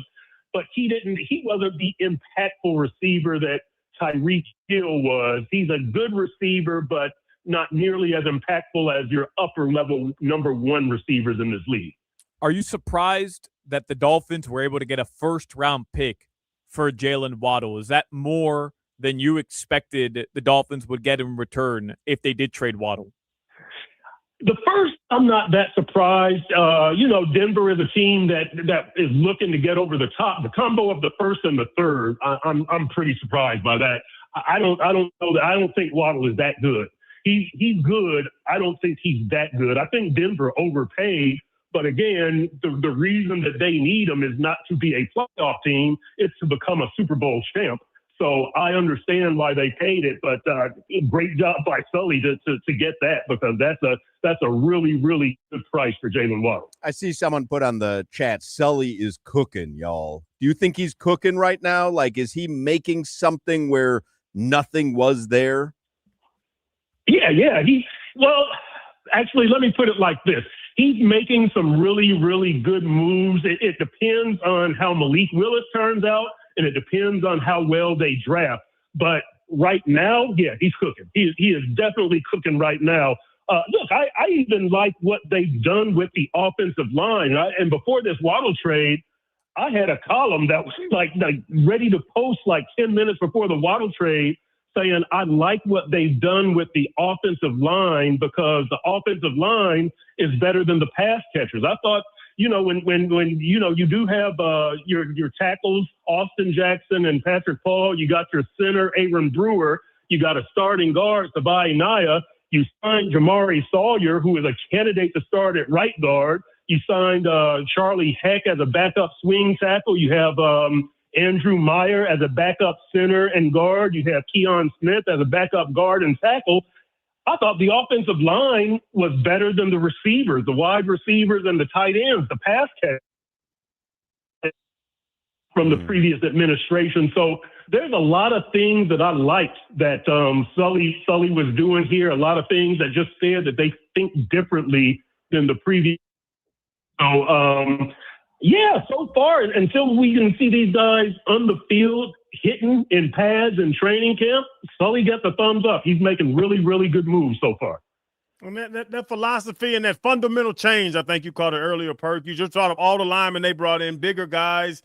That swing, are you seeing it now? Can you see the vision of what Sully's trying to do already without a draft where they have a number of picks, without, more free agents? Can you see the vision of what they're trying to make this team look like? 100%, Shannon. And that's the key right now, is the vision. Again, we'll see if these guys can play. And look, let's not kid ourselves. These guys that they got outside of Malik Willis are bargain basement, 1-year guys trying to make good. I don't have a lot of faith in Josh Uche and David Ojabo and Ben Sims, the tight end. Like, a lot of these guys that they signed they're fringe players. That's all the Dolphins could afford. You're hoping to find a Rasul Douglas, Jack Jones type player at 3 or 4 of these positions, but Channing, it's the vision. That again, you're getting different players. You're building the team differently. Your whole approach, your mentality, your attitude, what you're talking, what you're walking, it's all different than the previous administration. So thumbs up to the Dolphins for making the change, and thumbs up to Sully for proceeding to follow through on what he pledged to do during his introductory media session. So when you say Sully's cooking, but then you say this is all bargain basement, we understand that because they have limitations. You're not expecting any surprise next season. Next season's going to be bad. You know what? Well, let me say this. Next season to me is about setting a tone and starting a culture. It's not necessarily about wins and losses. Having said that, I don't want to see a 4-win season. I'm not rooting for them to go out there and lose. Let's see. They'll get a little bit of money from some Tua money after June 1st, although, it's not like you're going to get a Tyreek Hill or a Teron Armstead. But let's see. I'm not even if they didn't sign Malik Willis, which I'm still not a huge fan of. We'll see how it turns out. Good luck to him. I didn't want to see the Dolphins tank this season and try to go for the number 1 pick. My plan would have been to sign like a Kirk Cousins and try to win, 5 or 6 games and keep it moving like that. I'm usually for teaching winning ways and seeing improvement, as opposed to tanking and hoping upon hope that the number 3 pick in the draft is a baller. Screw all that mess. Get out there and knock somebody off the line of scrimmage and play some football and teach some winning ways every damn year. Damn. Sign me up, Perk. Yeah. Sign me up. Run through a wall. Perk, who was the better Miami Dolphins wide receiver? Devontae Parker, Jalen Waddle, or Chris Chambers? Ooh. Let's see. Chambers had more team success. Waddle had more statistical success. Now it's between Chambers and Waddle. Wow. That's Perk. Who are teams worried about? Who they have to double? Nobody's doubling Jalen damn Waddle, Perk. They had to double CC. Well, see, that's what I'm going to say, because Chambers was there doing it by himself. Waddle could play off of Tyreek. Now, early, Waddle did not play off of Tyreek. Waddle was just the best receiver on a bunch of bad football, on some bad flow teams. Not a bunch, I guess maybe 3. But, yeah, I think I'm going to, without looking at numbers, I think I'm going to give it to Chris Chambers. Yeah, I think I'm going to give it to Chambers. And Perk, at our positions, who was better, me or Jalen Waddle? Let me see here. Wait a second. That was a huge burst of laughter just at the question. That's something I didn't even consider. I mean, you were definitely more physical, Shannon. Waddle played on better teams. No, Perk, you have to draft me or Waddle at our prime to help your team win. Middle linebacker or receiver. If I'm drafting Jalen Waddle to be a 1 receiver, I'm going with you, Chandler. Now, if I'm drafting him to play alongside Tyreek, I'm drafting Waddle, because that gives Waddle a huge advantage. But one-on-one, I'm gonna go with you, Chandler. I'm gonna go with you. Here's what we learned today, Perk, and this shocked all of us. We learned today Jalen Waddle is the 6th all-time leading Dolphin receiver in yardage. He's 6th on the list. Channing Crowder is 6th on the list, all-time leading Dolphins tackles. Ooh, that's a shocking stat, right? That is. That's a good one right there. And Crowder was taken in the 3rd round, and Waddle was taken in the 1st round. So really, the argument to be made is who was the better bargain, who had the better return on investment. It was CC. Damn, there we go, man. Shannon, when your name comes up for discussion into the Ring of Honor, I'm gonna vote for you. Now I'm on your side, Shannon. Now I'm on your side. Perk, 470 tackles. That's work, Perk. I was out there working them. Yeah. No, that's well, I was gonna say knocking some bleeps in the dirt, but I won't say that. That's cracking skulls. But one little caveat: they did not keep tackling stats until 2001. So it might be a little bit skewed. All the really good defenders are not eligible. I didn't hear that. I didn't hear that part. Neither did Crowder. Hey, Perk, Nick Bonacani might have got me. I'll go to 7, but that's about it. I love it. Who's ahead of you? Who all is ahead of Shannon? Zach is crazy. Zach has like 1,000. Yeah, Jimmy, if you blurt out Devon Achane, I will fight you right now. Okay. Jason Taylor. Yeah. Crowder's actually on a more updated list, number 12. Brock Marion, Jerome Baker, Jeremiah Bell, Lewis Oliver, Brian Cox. That's good names. Jeff Cross, J.B. Brown. That's a good name. That's some solid to really, really, really good Dolphins players. That's a good list. That's a good list right there. Perk, they act like I was a borderline guy going from the practice squad back and forth. That's how they treat me on this show. We got to put more respect on Crowder's name. Yeah, we do. Yeah. We do. I think we've done him a disservice over the last decade. Hey, that man could crack some skulls now, and he had a hell of a press conference in the locker room too. That's true too. Definitely gets points on that one. Definitely over Waddle on that one. Yeah. All right. Shannon was must see. Yeah, you had to be there when Shannon talked. Chris Perkins, read his stuff in the Sun Sentinel. Thank you, Perk. All right, guys. There you go, Chris Perkins. We redeem our show. That was a good segment. It was a good segment. Did we redeem the show? I mean, it's been a wildly Terrible show. Hawk, you got a next play, Hawk. You can't worry about the first quarter and the third quarter. You ain't gonna play good in the third quarter. Let's worry about the third quarter. What if I know I'm not going to play good in the third quarter? Fall 7 times. Stand up 8. Woo! No, woo, woo, nothing. In Miami, we don't drink coffee, we drink cafecito, and our pastries, we call them pastelitos. And when you want a low price, you always pay less with your Pricito at Doral Volkswagen. Take advantage of a Pricito now on all your favorite new Volkswagen models like a Tiguan, Jetta, Taos, Atlas, and more. Do not wait. Hurry to Doral Volkswagen today. Don't miss your chance to save on a new Volkswagen with easy financing, fast service, and the best value for your money because you always pay less with your Pricito at Doral Volkswagen. Visit them at Doral Volkswagen or start shopping for your Pricito now at DoralVolkswagen.com. You're listening to the Hoch, Crowder, and Solana Show. My metabolic age is 15. Yeah, well, your metabolic IQ is 15 as well. Go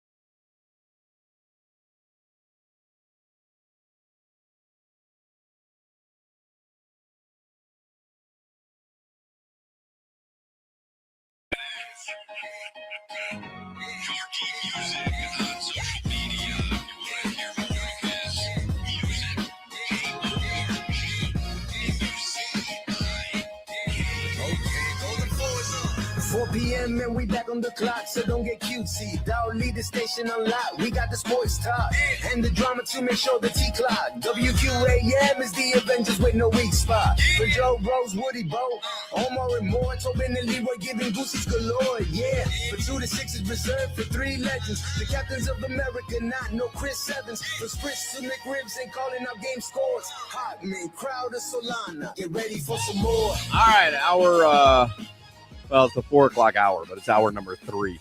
Always confuses me. I always want to say hour number 4, but really the 5 o'clock hour is hour number 4. It's hour number 3. Regardless, I was planning on fixing the show, but I have already come out of the blocks with a stumble. Good start. I want to give a pregame speech, a pre-half speech, Hawk. All right. Let's go. We're halfway through this radio show. It's been terrible. We're getting our asses kicked. See? And I got to go. Remember 11 and 12, the first championship with the big 3? Mm-hmm. They come out, they get beat by the Mavs, and they have to go to the Bahamas and have to set the pecking order. And that's when Wade told Bron, you the big dog. So on this show, Hawk, you're Bron. And I'm Wade. Jimmy's Bosh. Solana is Joel Anthony. So as the number 2, I have to tell you that we ended the half well. Perk interview was good. We ended half well. We're still down by 20, but we can fight back. We got 2 quarters left. We can fight back and win this game, Hawk. I don't like your demeanor right now. Yeah, I don't think we're digging out of this one. I think this is one that we're. I'm pumped. Not with that speech. You got something better? Come on, Joel. What you got? I don't have anything better. I'm more of a let the chips fall where they may kind of guy. Uh-huh. But I know that speech wouldn't get me hyped up to do anything. Well, Norris Cole, you're out. You're sitting the bench this game. Hey, Bron, let's go win this one. Jimmy, let's go win this one. Stock Market Report is sponsored by Anajar and Levine, Accident Attorneys. Call 1-800-747-FREE, 1-800-747-3733. Dow Jones up 46 points. That's nothing. S&P 500 up 16 points. Nothing.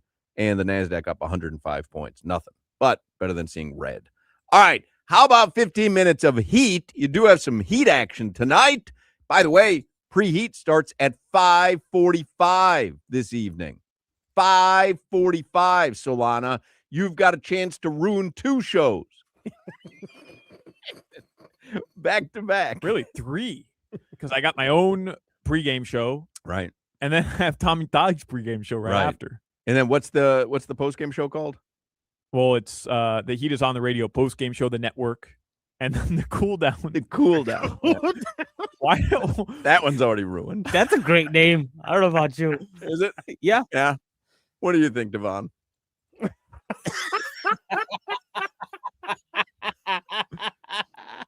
Well, they heat it up. They preheated, then they heat it up, and then they cook. Cool down. Yeah. And they got to cool down. Yeah, it makes sense. sense. The thaw out.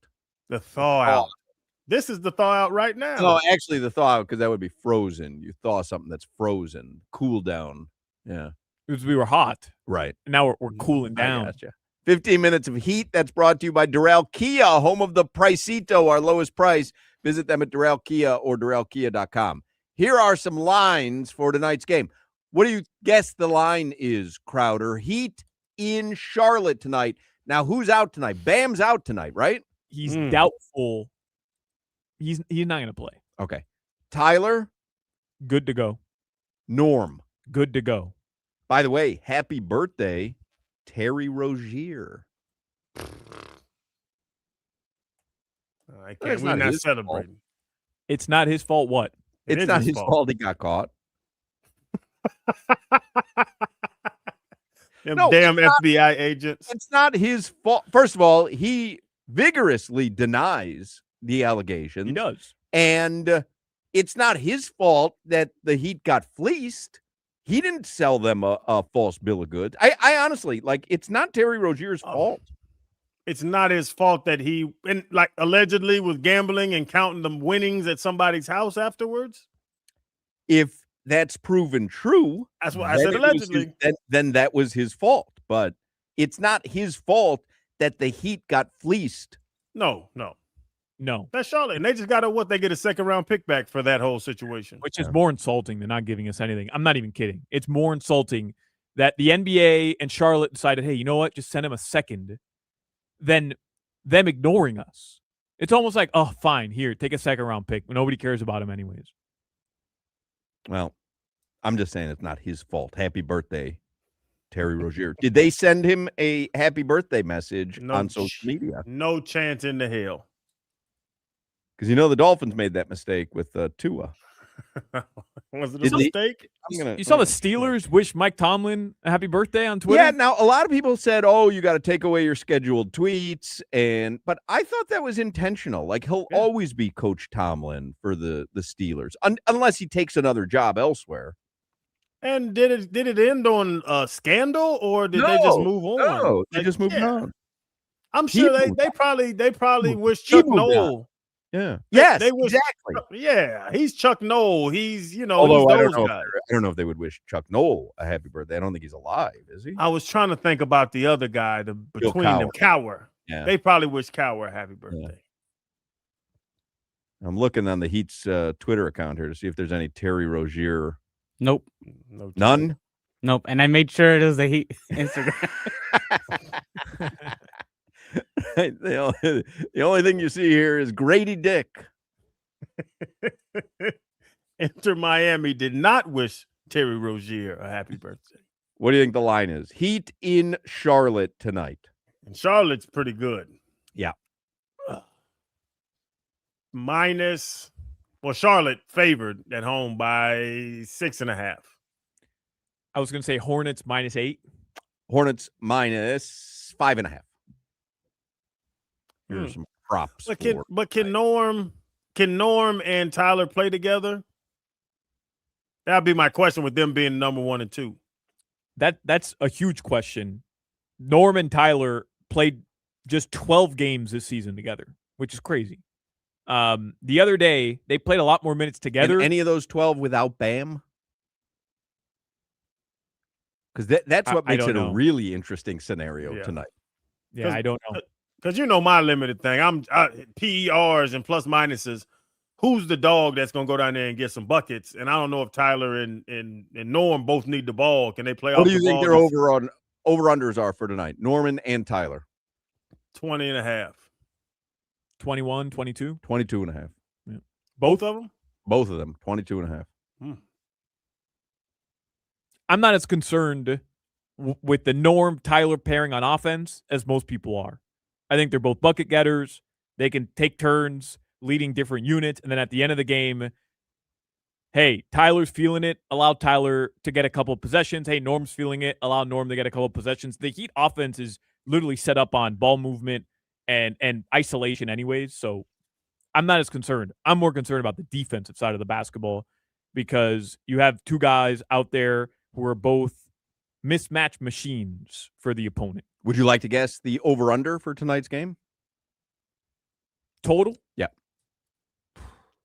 230. 230. 248.5. 234.5.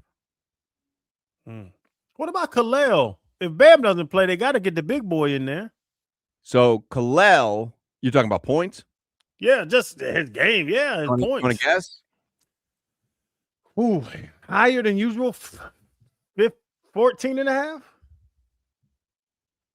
12.5. 13.5. But I bet you Kalel wear double doubles like. So it's funny. I was something. looking at double for Kalel minus 195. Yeah. Goodness. Now, how about this tonight? Detroit at Washington. Oh. What do you think the line is? Detroit, are they? I'm guessing they're full. Cade Cunningham, Jalen Duren. Well, they've got to play because now Boston has Tatum back. Boston's only 3.5, 4 games back of them in the standings. They've got to keep winning. Detroit at Washington. What do you think the line is? Detroit minus 14.5. Just based off your tone, I'm going to say it's much larger. Detroit minus 19.5. Detroit minus 19.5. So don't tell me that the Wizards. I mean, we saw what happened with Bam. Was it a week ago? It was 1 week ago tonight. Don't tell me that the Heat defiled the game when the Wizards are 19.5 point home dogs tonight. That team is defiling the game. Yeah. Well, they'll be in the parlay. No, that's fine. You know what? Make sure, Pizzola has told us this before, like if you put in a 5-team money line parlay, say $100 and it pays $200, right? Mm-hmm. And you add in that Detroit team, it may not change your total. Like make sure you look at the total because they're minus 2,000. And unless you look at what the total changes to, Pizzola has told us before that he laughs sometimes people put these heavy favorites in, and he goes, it didn't change their total at all. Made it tougher to win the parlay because upsets happen. So make sure that actually changes the total. Or it lowers your odds. It never lowers. It never lowers, but I've had one where I put it in. The Suns were playing something. The Suns are terrible. The Suns were playing somebody, since I know I hit the Suns button and it went up like $6, and I was like, "It's a waste of time to put them in the parlay." Sometimes it literally goes up nothing. Sometimes it literally goes from plus 135 and stays at plus 135, even when you're adding a game in because the game is minus 2,000 so money line. Yeah. All right, let's do headlines real quick. Brought to you by Doral Volkswagen, home of the Pricito, our lowest price. Visit them at Doral Volkswagen or DoralVolkswagen.com. I'm going to do what Crowder does, which is just take heavy favorites tonight. And I'll report back tomorrow if this is a good strategy or not a good strategy. It'll all be based on my play tonight. I'll send you my play. Don't just play your play because you're crazy a little bit. Play my play. I forgot you know ball, so yeah, I'll play your play. I know lines and I know who's gonna win. Oh no, I can't even name guys on teams. What about tonight? USA, Venezuela in the World Baseball Classic. When you say what about tonight? I'm just saying, like, who do you guys got? Are you gonna watch the game? Like, what are your thoughts on this World Baseball Classic final? Well, I'm going to be rooting for USA. Okay. And I will be watching. Okay. I'm going to watch. Me and my son watch virtually together, and we talk. We text during the game because he's up in Tampa. Yeah, so it's pretty cool. Arepas, tequeños, cachapas versus what does USA bring to the table here? We'll go hot dogs. Glizzy. Hamburger. Yeah, hot dog, hamburger, and chicken tenders. Tendies. You're talking about stadium fare, right? Right. Yeah, I'm going to go with the Americans on this one. Really? Yeah. Yep, same here. You're telling me what's the Venezuela numbers? You're telling me you're taking hot dogs, hamburgers, chicken tenders over arepas, tequeños, and cachapas? Yep. At a ballpark, for sure. Yeah. Is a arepa that cheese between the cornbread? Yeah, it's very good. Yeah, and they put meat in it. Like, you can get cutesy with them. The real, no. They're not, that's not cutesy. Real arepas are those. You stuff them with meat inside. Like, that's a real arepa. Oh, okay. Only ones I had were just these thick corn biscuits. When you walk up to like the ballpark and they have the little, but they do have like the ones at Marlins Park. Like they do have the ones where you can get legit ones. Yeah. You know what? It's another food that y'all get on me, but y'all know what I'm talking about. Arepas multiply in your mouth. No, they don't. As you chew it, it gets bigger and bigger inside your mouth. It doesn't. Okay. I still don't know what you mean by that. It's never happened. Crowder, let's see if you agree with me on this, because obviously Hoch is a huge fan of Coke Zero. I am. You call it the nectar of the gods. Right. Right now I'm drinking, because it's St. Patrick's Day, only drinking green liquids, Mountain Dew, Diet Mountain Dew. And you see I'm wearing a green LL Bean, and I've got Joe Flanagan on my hat. Did y'all pinch somebody today? If they're not wearing green, then you pinch them. Yeah. Yeah, that'll start a fight. Oh, are you wearing green? No, I don't wear green. Yeah, well, I would pinch you. And we're going to roll around on that carpet. All right. Well, the pinch is going to hurt. I'm not letting go. It is what it is. You guys know I don't drink soda. He does not drink soda. I don't drink Coke. I don't drink Pepsi. I don't Soda. drink soda. Yeah. Man, we know what soda is. We know the definition of soda. I love soda water. Genuinely, I drink club soda. I have LaCroix in my garage fridge. I've got LaCroix the entire fridge. I got you. But I don't drink like traditional sugary sodas. You have a fridge outside in the garage, nothing but LaCroix in there. LaCroix and some frozen steaks that I got for free a couple years ago that just sit in there. In the fridge? Well, you might want to put those in the freezer. Hey, it's going to start stinking up them LaCroix. Tell you what, man. I've got a garage fridge with just LaCroix in it. Okay. LaCroix. You are the world's biggest douche. Why? What are you training for? Anyways, Coke Zero has 0 calories. I just learned this. 0 calories. So I said, okay, let me try this. It's not unhealthy. Clearly, it's got some aspartame or whatever. Who cares? So I buy a Coke Zero. I was buying some double cheeseburgers and French fries the other day. Sure. So What did I ask for the other day? Where was I? I couldn't even believe I asked for this. What were we getting? Oh, we were at I think I got like a Nutella crepe or something, and then I was at the coffee place Cafe Cherie in Boca, and I say I'll have the Nutella something latte or cappuccino, Nutella something cappuccino, and she's like, whole milk is fine, and I said I'd prefer skim, and then I went, well, that's kind of ridiculous though, isn't it? Because they're going to put a huge hunk of Nutella in the cup. I'm like, that's kind of ridiculous to ask for skim milk. She's like, it is kind of ridiculous. She goes, that is kind of ridiculous. I go, I'll go with whole milk. What the thought is calorie counters. Yeah. It's going to be 1,200 without the whole milk. It'll be, 1,400 with it. You save 200 calories. God bless Mike Mayo, who runs that godforsaken Let's Eat South Florida Facebook page. Yeah, everybody's very friendly on there. I mean, literally the cesspool of humans that thrive in that place. But he's got like 250,000 subscribers. It's active all day, all night. I use it. I like it. Yeah. I would never comment because the humanity on there does not exist. But Mike Mayo, who also hosts a radio show, and it's just him and Defoe and Luby just talking about food. He texted me today a picture. He was at Skyline Chili. There's the person making the green noodles. Yeah. They replace the spaghetti noodles with green spaghetti noodles at Skyline. See that? See the spaghetti underneath it? It's green for St. Patrick's Day. So he went and he had that. Then he texted me.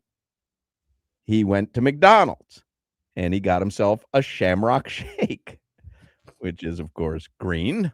Yeah. And I said, I mean, you're doing it right. And he texted me, and this is so beautiful. I suffer for my art. He gonna suffer all right. He suffers for his art. Then he went and got some sort of green Oreo pie at some restaurant. Do they make Metamucil in green? And here is, well, he's going to make something in green. Here is his plate at Skyline Chili. But I salute you, Mike Mayo. The best I could do was the Diet Mountain Dew. I thought about a Shamrock Shake. I can't do it. But Anyway, go ahead, Solana. You were talking about Coke Zero. I tried Coke Zero, bought a can, and went with all the intention of the world of, well, I think I'm going to start drinking Coke Zero. It's got 0 calories. It's chalky to me. And Crowder, Hoch didn't understand that. Chalky. Because it doesn't make any sense. It has it like does Coke, the soda, have a chalky flavor to you? Do you mean like that little tartness on the back end? It's not even like a tartness on the back end. It's like chalk in there. Yeah, it's almost like a coating over my teeth while I drink it. My mouth gets dry. It's what I would imagine if I just threw a bunch of chalk in my mouth, it would taste like. Take out your retainer. I mean, it's not chalky. It's just a liquid, and there's nothing stirred into it, like powder-wise. So, but that's what it tastes like a chalk, a powdery, chalky sensation when I drink Coke Zero. Yeah. I genuinely did not enjoy it at all. I don't understand how people enjoy it. Like you drink a lot of protein. Protein shakes are chalky. Those are chalky, yeah. And you drink and whey, like you shake the whey powder into water. That's chalky. It is. I don't drink this out of enjoyment. That's why it takes me right. a whole But in show other to words, drink you it. don't sense the difference between that and a soda. The soda feels way chalkier to me. Okay. Way chalkier. So Then you a gotta- protein powder shake? You have really there's something wrong with you. Yeah, man. I don't know Could what you have just said. Crowder could have just said you didn't agree. That's all I was looking for. I'm just asking. Well, you won't. You know what I'm talking about when food multiplies in your mouth, but you've been running from it for years. So I'm not agreeing with chalky soda. I don't know about anything multiplying in my mouth. You know what I'm talking about. You start chewing something and it doesn't go down. No one knows what you're talking about. Food multiplies in my mouth. Well, sounds like something for your therapist. I had to call Dr. DeCarlo tomorrow.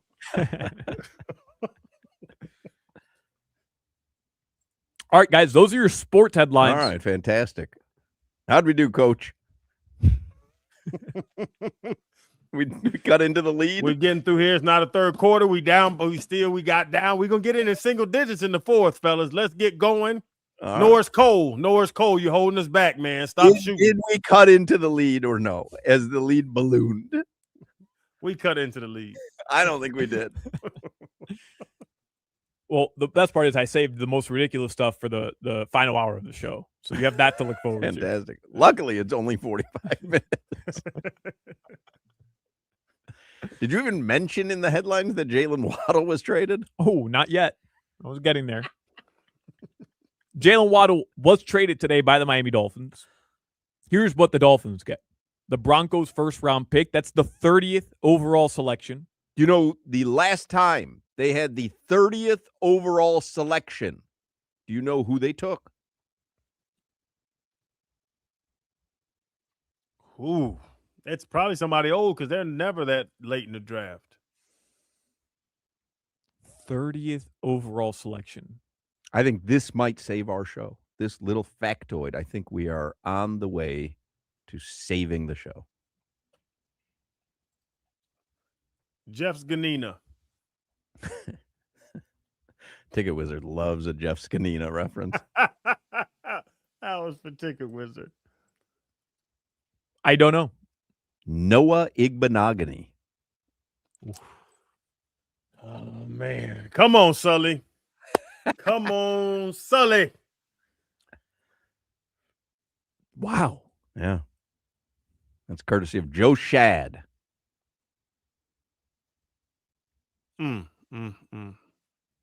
But he points out with the 30th pick in the 2017 draft, the Steelers selected TJ Watt. Dolphins took Charles Harris with the 22nd pick. Of course. Goodness gracious. But there are future Hall of Famers to be had at the 30th pick. Always is. And all them early pick, what they have in the first 3 rounds, 7 in the first 3. Like, you can get some monsters in the first 3 rounds. 05, they got a linebacker out of Florida. 470 tackles. Somebody puts up there, I'm no snitch, but I'm wondering how your show gets by without commercial breaks.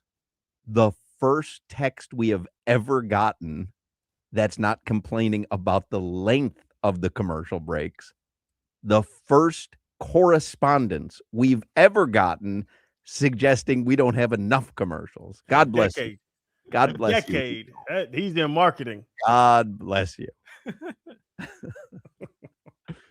Dolphins also get a third rounder, and they swapped fourths with the Broncos. So why'd you turn fourths into a 4-syllable word?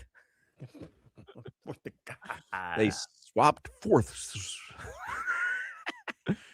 Jalen Waddle, here are his stats as a Dolphin. There's more. Don't we have to take a break? You lined him up. I mean, you asked me for the Waddle news. I just asked if you had mentioned that Jalen Waddle got traded. I had a ton of stuff on Jalen Waddle we haven't gotten to yet. Now I'm getting to it. Now you don't want it? All right. Tonight, the Heat, they play the Charlotte Hornets, as Hoch mentioned earlier, and the Florida Panthers are also in action tonight. They'll play the Vancouver Canucks. Heat will be on 104.3 FM. The Canucks and the Panthers will play on AM 560. All right. Your weather in South Florida, it is 69 degrees. Nice. Tonight, the lows will be in the upper 50s. It's going to be chilly. We have a Talk About It Tuesday in the next segment. We do. Little quick one. Yeah. All right. Championship Meet Energy is nonstop at Gulfstream Park with live racing every Thursday through Sunday and featured stakes races on Saturdays. Tickets to the 75th running of the Curlin Florida Derby are on sale and moving fast. Secure your spot today for South Florida's biggest race day of the year, which is Saturday, March 28th. We will do our show live out there on Friday, March 27th.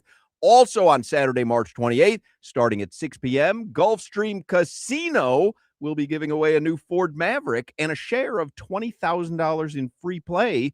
Earn entries for the new Ford truck all March, including 5 times entries on Mondays. And a reminder, Cirque du Soleil Lucia is currently playing at Gulfstream Park right now. It runs through April 25th. You can get your tickets online at gulfstreampark.com. In fact, you can get all the info that you need. You can make reservations at 10 Palms. You could see the daily race entries online. You could do it all at gulfstreampark.com. You're listening to the Hoch, Crowder, and Solana Show. In college, they called me Black Bill Gates.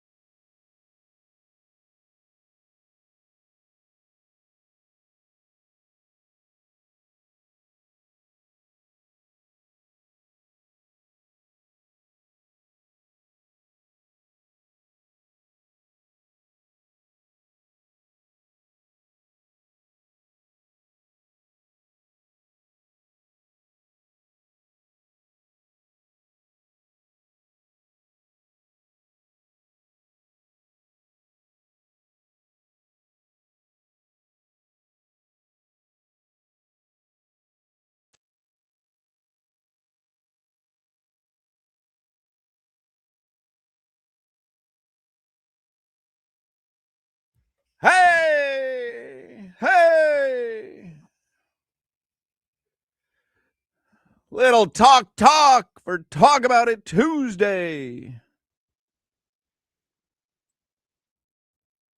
All right, let's get right into it because we went long giving Jalen Waddle stats in the last segment and talking about Chalky Coke Zero. We have a big open for Talk About It Tuesday, young Yimmy. We sure do. All right, let's fire that bad boy off. Let's not even play the old Abbott Costello routine of me saying it, you saying we do. Let's just fire that bad boy off. On Tuesdays, Hoch and Crowder talk about it. Pick 3 restaurants to eat at for the rest of your life. Talk about it. How often are you changing your toothbrush? Talk about it.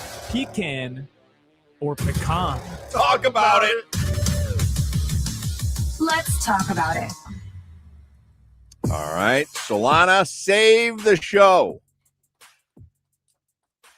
So this randomly came up in conversation with my fiance. Okay. How squeaky NBA courts are. Listen to the broadcast, just squeaky. You're at the arena, you just hear squeaky sneakers the entire time. And I just mentioned to her, that's one of my favorite sounds in the whole world. I love the sound of you're at a gym, you hear the squeaky courts. And it just didn't register. She thought I was insane. She's like, what do you mean? How could that be one of your favorite sounds? But it got me thinking. Every sports fan, everybody listening to the show would know what I'm thinking. Maybe they don't love that sound, but they understand. Right.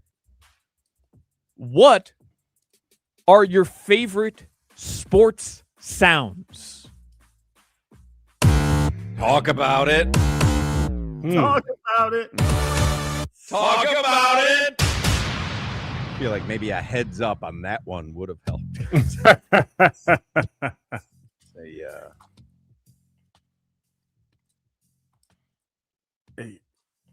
I'll just one first one popped in my head, which is honest, and we make fun of it. That audio you have of the football thing. Nah, stop it. That's ridiculous. The crack of a bat. No, but I get what Crowder's saying. Like just the two guys crunching hitting each other, helmets and pads. It reminds me like it's the start of every play. The first thing the ball snaps and you hear plastic smashing against each other, and it clicks in my mind. It's time to go. What about the aluminum ding of a bat in college baseball? Ding, Yeah. and you just know it's gone. No, you talk about basketball, the squeaky shoes. It's that a perfectly shot ball that doesn't touch the rim. A swish, just a perfect swish. How on about free a throw. female tennis grunt?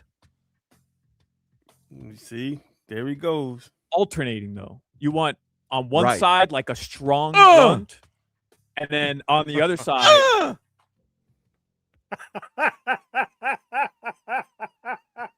You tell me. You turn on the TV, and you've got the alternating crescendos of female tennis players grunting. Right.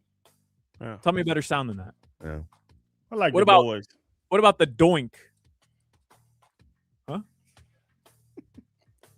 I like a more baritone brunt. Who we've heard.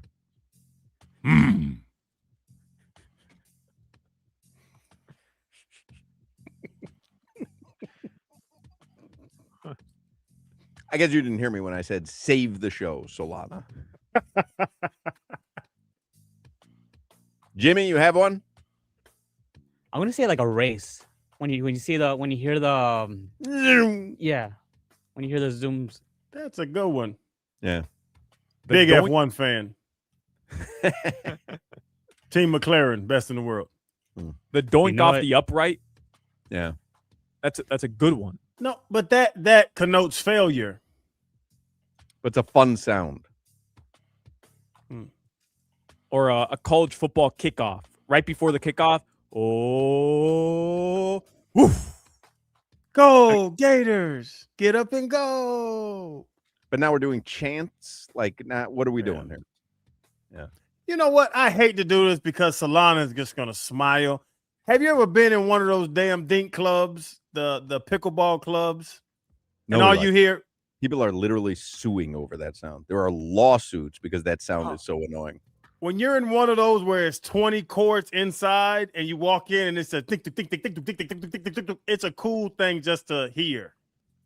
That's my white noise when I go to bed now.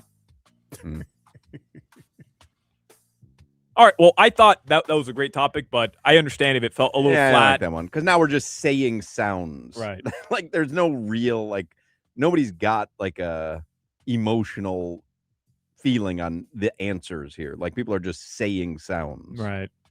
And tell your fiance that actually my daughter plays basketball. They train them to make their shoes squeak. That means they're making fast cuts. Wow. I didn't know that. Yeah. All right, this one will be better. A little bit more, I don't know about better.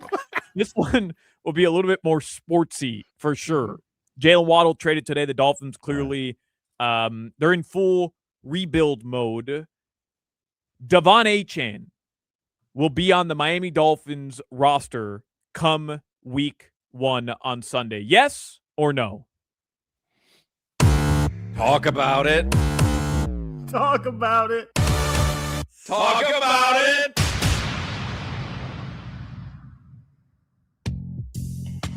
Really? Just a yes or no question? Yes or no? That's the antithesis of this game. It's not. It is. When you talk about something, you talk about something. This is the opposite of talking about something. Yes. Crowder? So I can't give any context to my answer? No, you can only give a yes or a no. No, I mean, you can expand on your answer. Well, that's not, but when someone says yes or no, that's pretty well defined as you have to give a yes or no. I realize that, but the greater question was, do you think Devon Achane is going to end up being traded or not? It's pretty straightforward stuff here, Hoch. Right, straightforward. Yes or no. That you couldn't be any more straightforward than that. Man, tough crowd. Crowder, yes or no? Yes. Jimmy? Yes. Solana? No. All right. Well, now.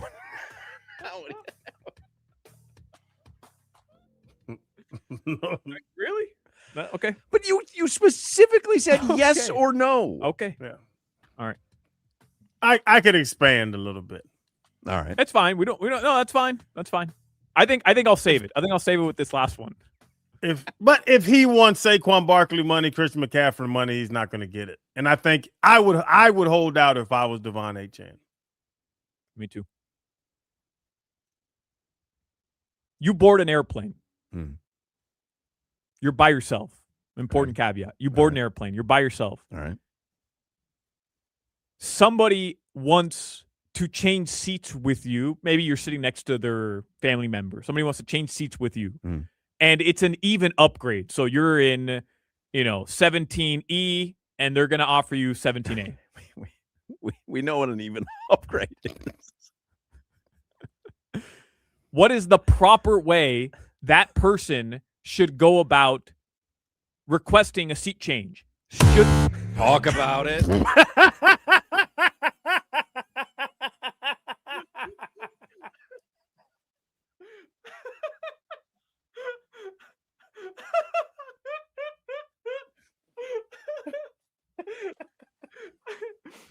I've pointed at you every Talk About It Tuesday for 2 weeks.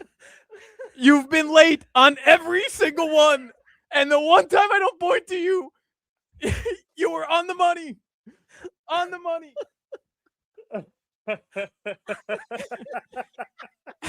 What is the proper or the preferred way you want somebody to ask for a seat change? Should they already be in your seat when you board the plane, when you get to your seat? Or do you want them, once you've sat down, to come ask you to change seats with you? Talk about it. Talk about it. Talk about it. I just want to go home. I just want to go home. I cannot believe that Appel segment was our best segment today. That That's a good question, man. Do I want someone sitting in my seat when I arrive there? No. So is it like you said 17A, 17E? That's your answer.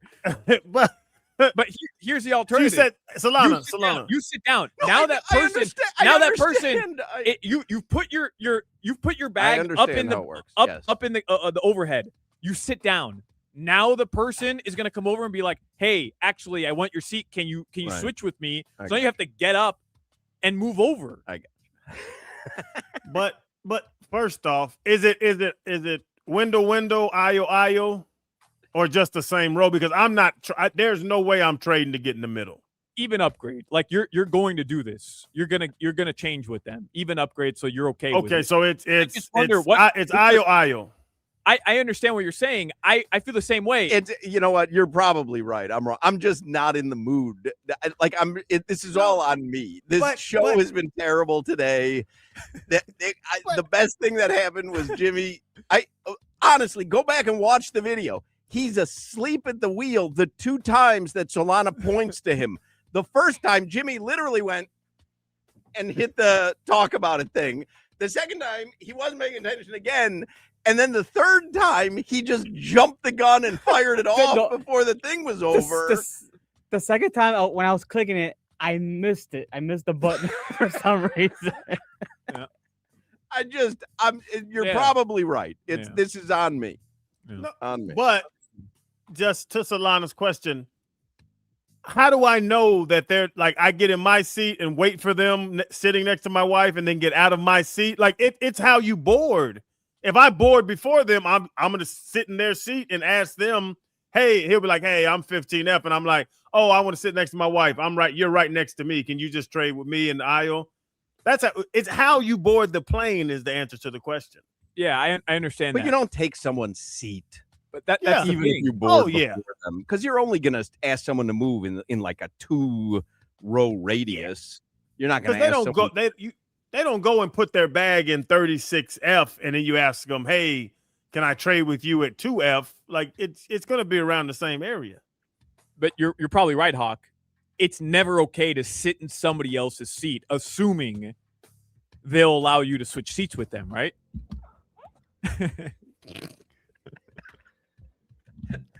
Actually, I have, and the lady said no. Yeah, and I got fine. up.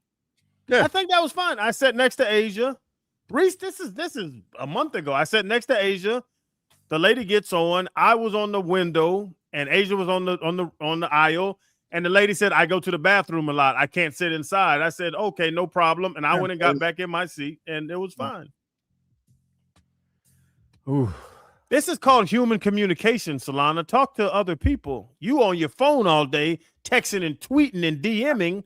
Talk to humans. Turn on you. That's on you. You have no communication skills. How did that? Where did that turn come from? All right. We're gonna try to do better in the 5 o'clock Funky Buddha happy hour. Happy birthday, by the way, Cordero Patterson.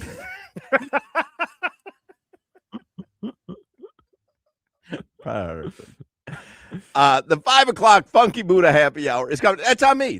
Yeah, that was on me. I really thought I had some good questions there. I am just my head's not in the game today. Like I got taken out of the game early, and my head's not in the game. You need another speech, fourth quarter? It just didn't do anything, Coach. It just, son of a big buck, it didn't do anything. Son of a big buck. The 5 o'clock Funky Buddha happy hour is coming up. We've got 40 minutes because preheat starts at 5:45. So we are going to give you the best 40 minutes. No, we're not. There we go, Coach. We're really not. We're just going to ride out the final 40 minutes together as if we're on the Titanic and have nowhere else to go. Full court press. Let's get it. There is no coming back in this game. We are the Wizards. Damn, we the Wizards? We are or the Generals. We can all agree anniversaries are really special. And my friends over at Ed Moore's, they're celebrating something special for the 80th year in business anniversary. They're my buddies over there. You know, I love been going to Ed Moore's for, I say, a decade now. And so I've only been there 10 years. They've been 70 years before me, but now it's 80 years. My man Teddy Morris, the GM over there, Chris Atkins, both wonderful people. They put together an amazing team. And the Sawgrass Cadillac, they're commemorating this occasion by giving you special, amazing deals on luxury Cadillacs. You got to check out the all-electric Cadillacs. My wife has one. They are beautiful vehicles. All-electric 2026 Cadillac Optic. You can get that for just $349 a month. And the all-electric 2025 Cadillac Lyrics, you can get in that for just $369 a month. Ed Morris brand has been family-owned and operated for 80 years. You know they know how to take care of their customers. I'm a customer, been a customer for 10 plus years now. They know what they're doing. Get over there for the 80th anniversary savings. See my friends at Edmore Sawgrass Cadillac. They're the 6-time dealer of the year. You know they know what they're doing off Sunrise Boulevard and the Sawgrass Expressway. You can't miss it. Beautiful lot, wonderful people. At every level, being backed by Morris is something special. When you ride on the lot, they treat you nice, from the trade-in to the sale to the lease to the service department. Post-purchase, they'll email you, call you, ask you what you need to do, tell you about your services. I'm telling you now, if you haven't been backed by Morris, get backed by Morris. You'll never go a different direction. Visit EdmoreSawgrassCadillac.com and get backed by Morris. Click EdmoreSawgrassCadillac.com. Is Hoch, Crowder, and Solana. I have a package of frozen corn dogs in my freezer right now as we speak. I'm sorry to hear that.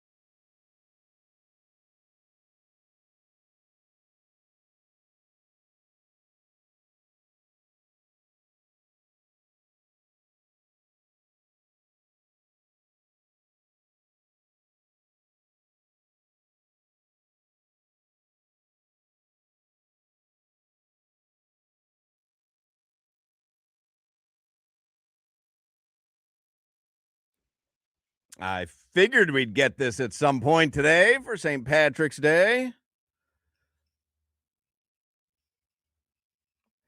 5 o'clock hour is the Funky Buddha happy hour. And guess what? I mean, you could celebrate St. Patrick's all night long at Funky Buddha in Oakland Park. Mm-hmm. Kind of a celebration of beer today. And I don't know if you're aware, but Funky Buddha is kind of known for beer. The best beer ever. The best beer ever. And you can go to Funky Buddha, see what else they got going on there. I'm looking on their social media, but they do have St. Patrick's specials all night long. Let's see. Funky Buddha. Cruise by the tap room today. Get lucky with these Irish-inspired beer and drink specials.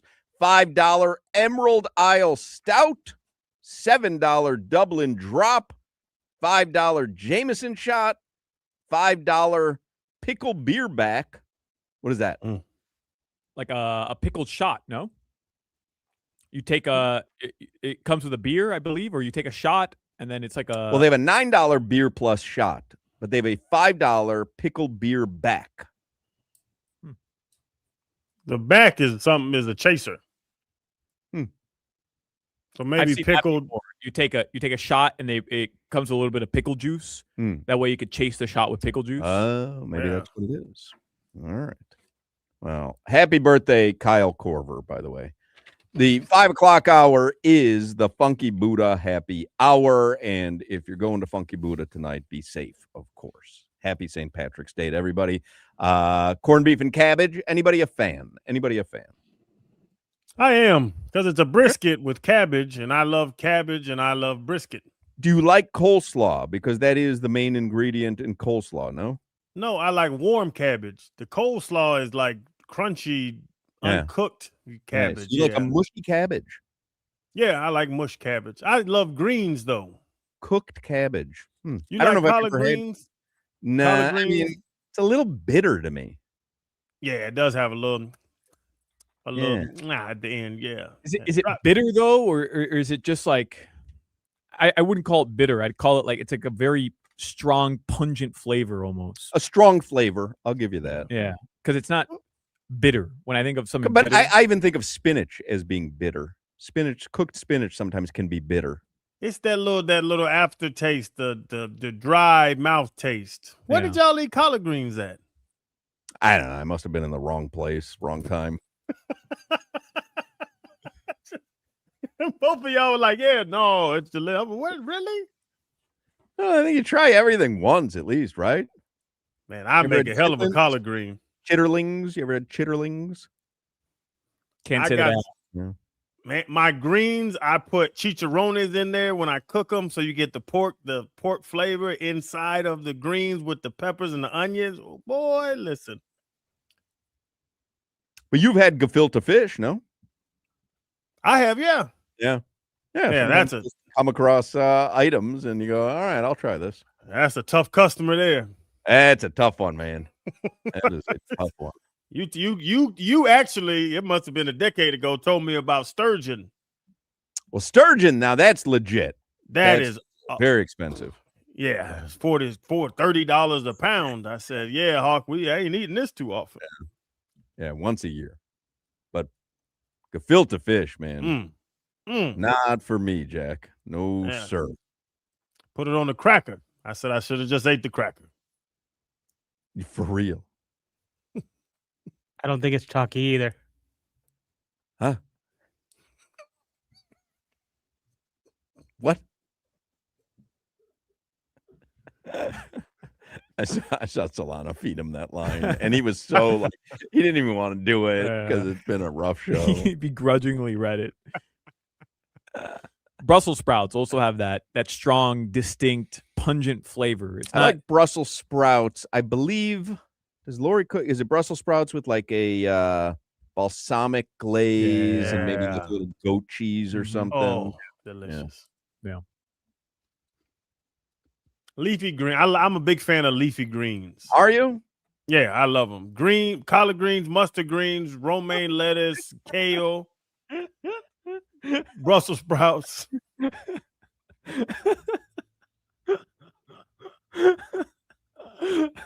just put me out of my misery. Same.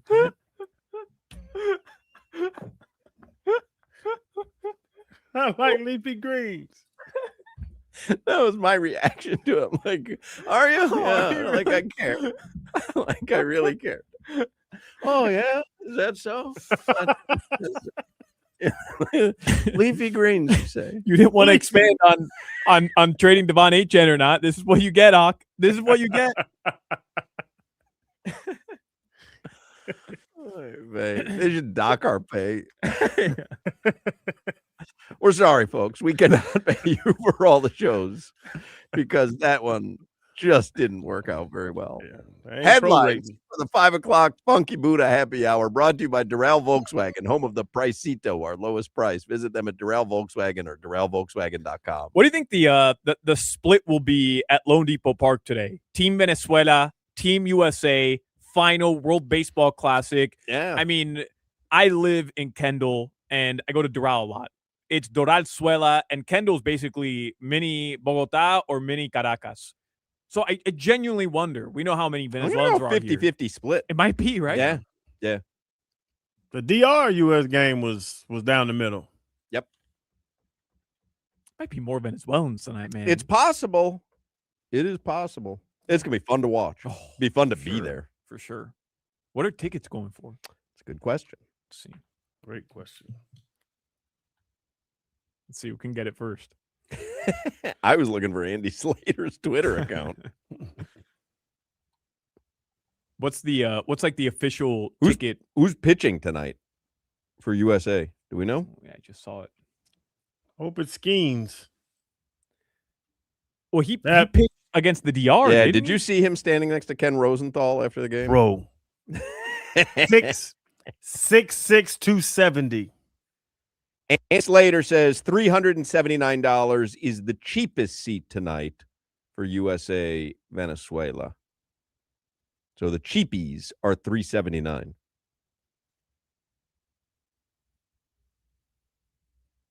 All right, here's the lineup. Oh no, that's the batting order. Oh, Luis Ariz plays for Venezuela. I forgot about that. Oh. Team USA showed up in USA hockey jerseys. Yeah, I saw that. From the Olympics. Game which is pretty worn. Cool. Yeah. Oh, those are game worn? Those are game worn. Wow. Yeah.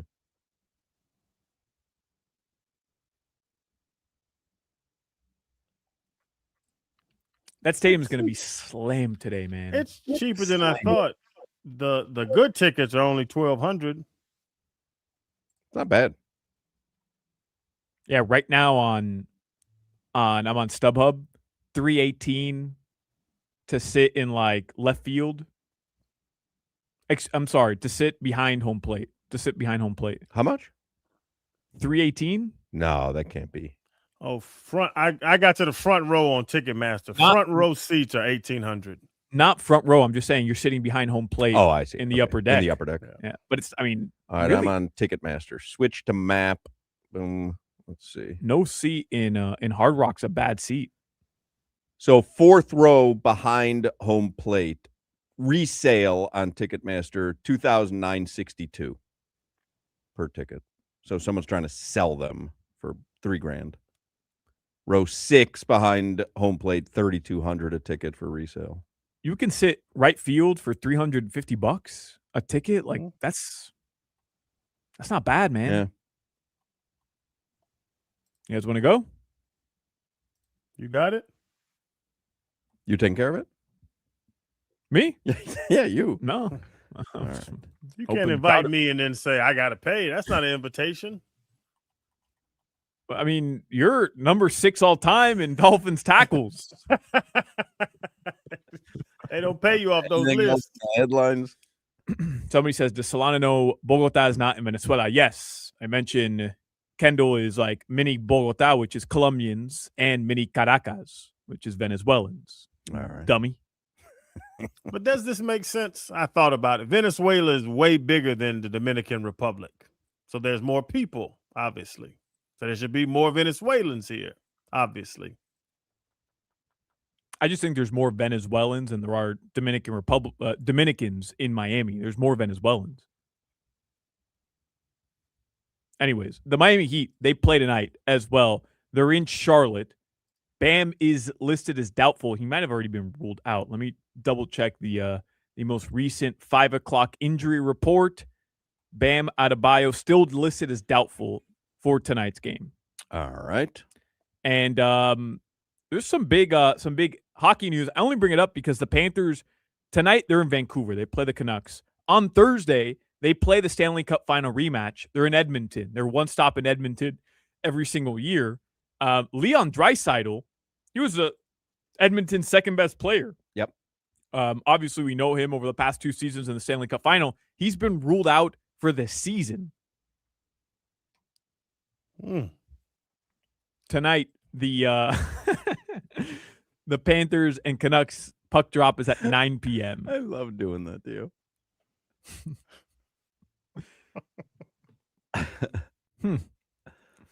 And today was a weird one, huh?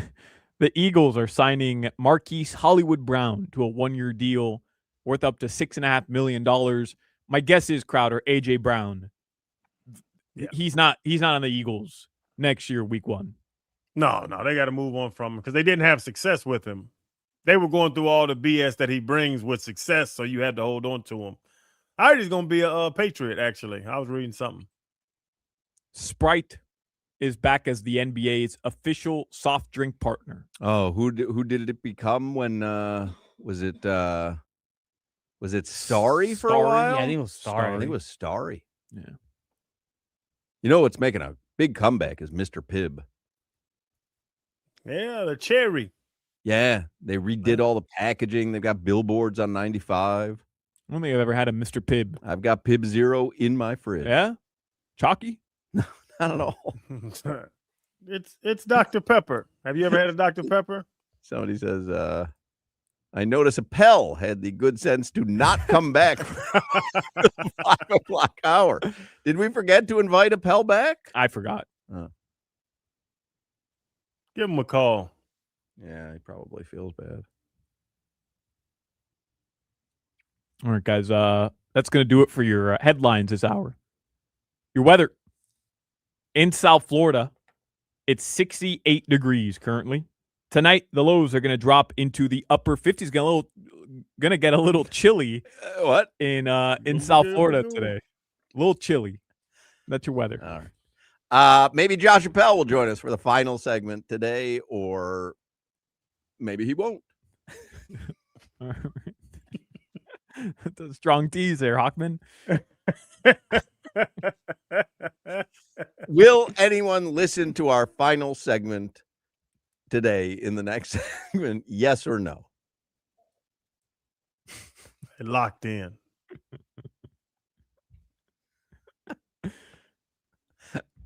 I just want to start weeping. Fun show. Oh, really? What were you listening to? I enjoyed it. I laughed. All right. That's about it for this segment. One more to go, mercifully, and then everyone's going home. I love leafy greens. Some of us won't be here tomorrow. All right, oh, is that so? You don't like leafy greens.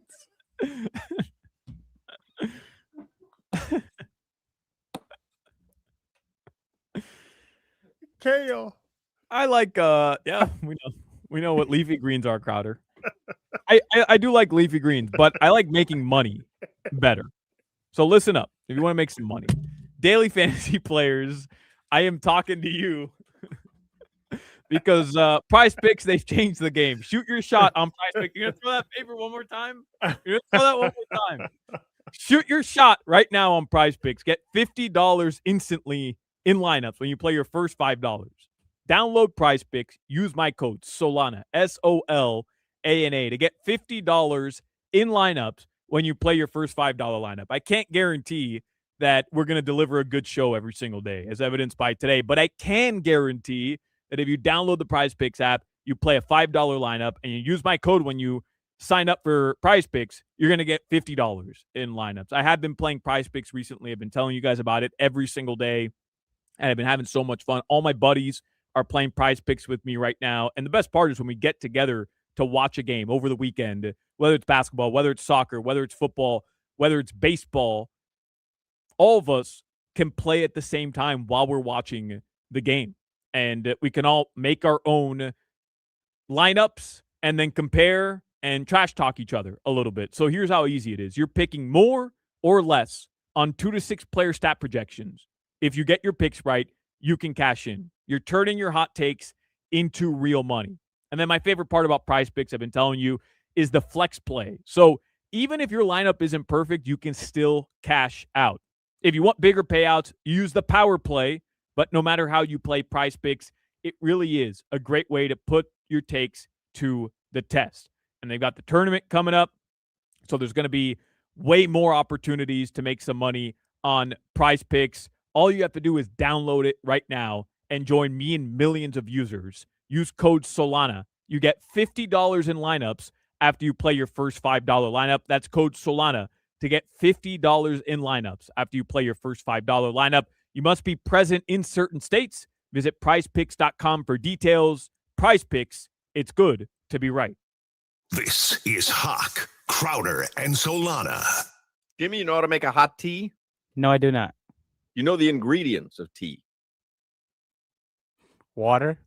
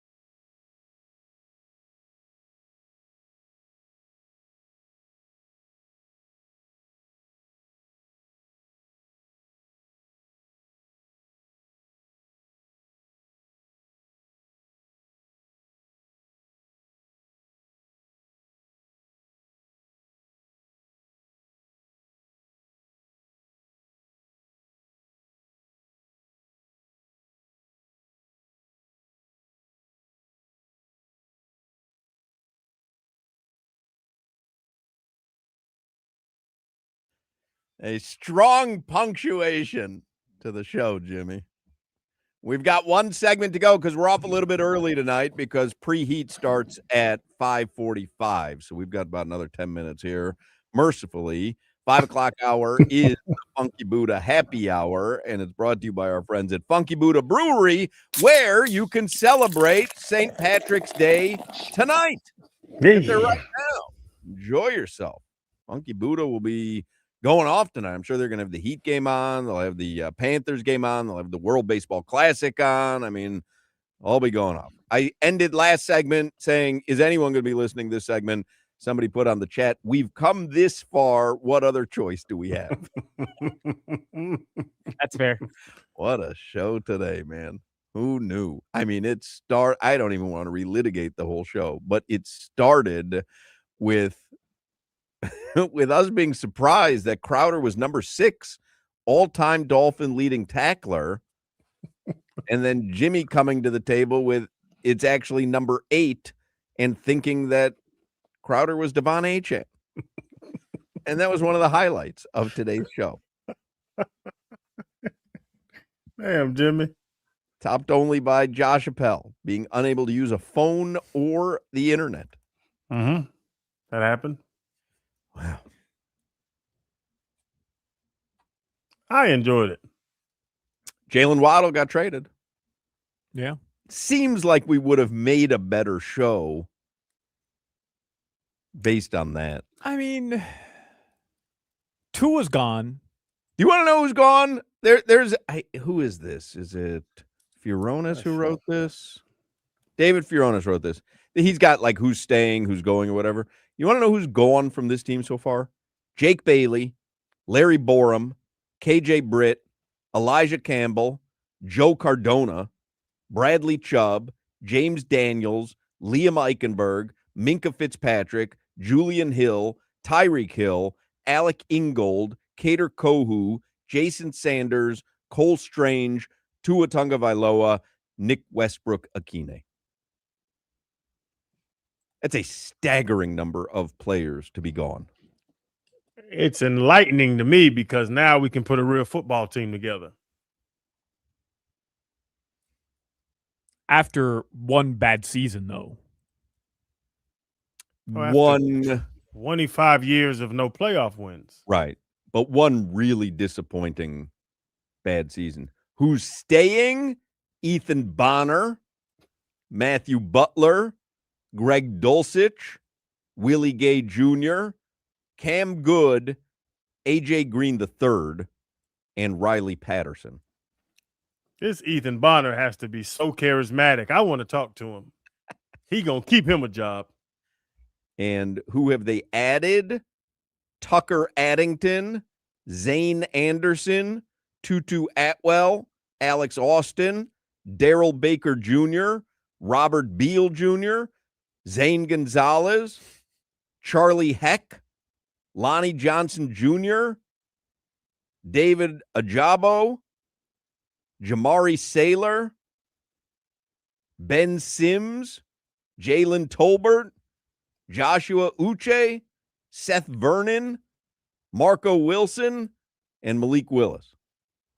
Who are these guys?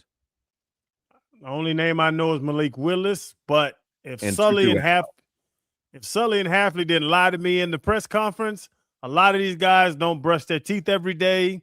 They don't get their hair cut. They drive a Civic. They're just football players. That's what I want to see. Yeah, but the problem is Sully and Hafley lied about everything else in the press conference. And by the way, that's fine. I'm not hating on that. I'm not criticizing them for it. But they said they weren't interested in trading Jalen Waddle. They'd listen to offers, but that they had no real interest in trading Jalen Waddle, and they did. There's just a lot of they talked about Malik Willis, like it, maybe we'll see, whatever. And then the day free agency starts at noon, there was already an offer in place for Malik Willis. So whatever Sully and Hafley said at the press conference, I'm not reading too much into it. I think you can read into it by saying whatever was part of the Dolphins organization for the last 4 seasons, they would be thrilled to be rid of him. Would you be upset if they literally just reset the organization and came out as a new franchise for the Dolphins and had to re-sign 53 new or 60 new players? New name. Everything. New stadium. The Miami Rattlers.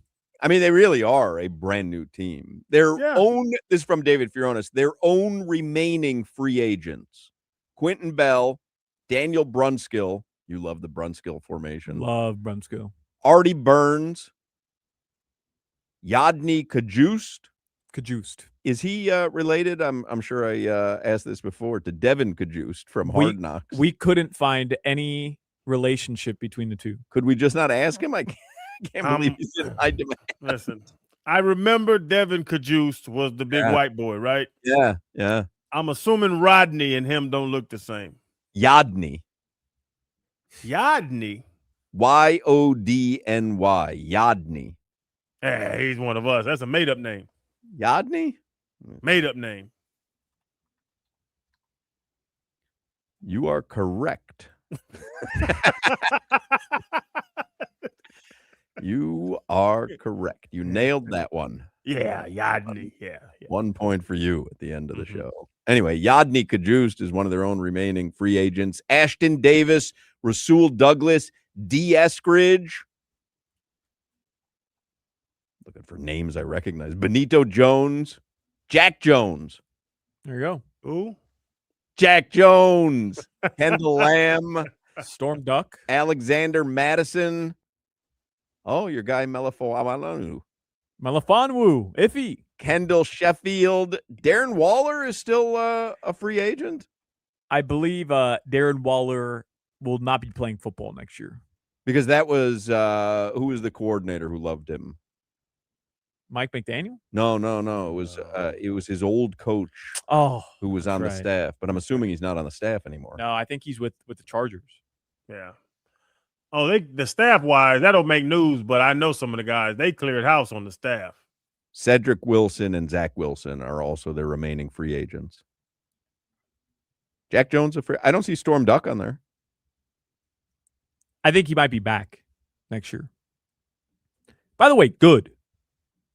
This is what you need to do. Yes. Right, but don't fool yourself. You know what I mean? Like, oh yeah, now they like this is a holding pattern. Yeah. Mm-hmm. And they're gonna get what was the number? $150 million in dead cap they have to pay this year. They're gonna get that back next year.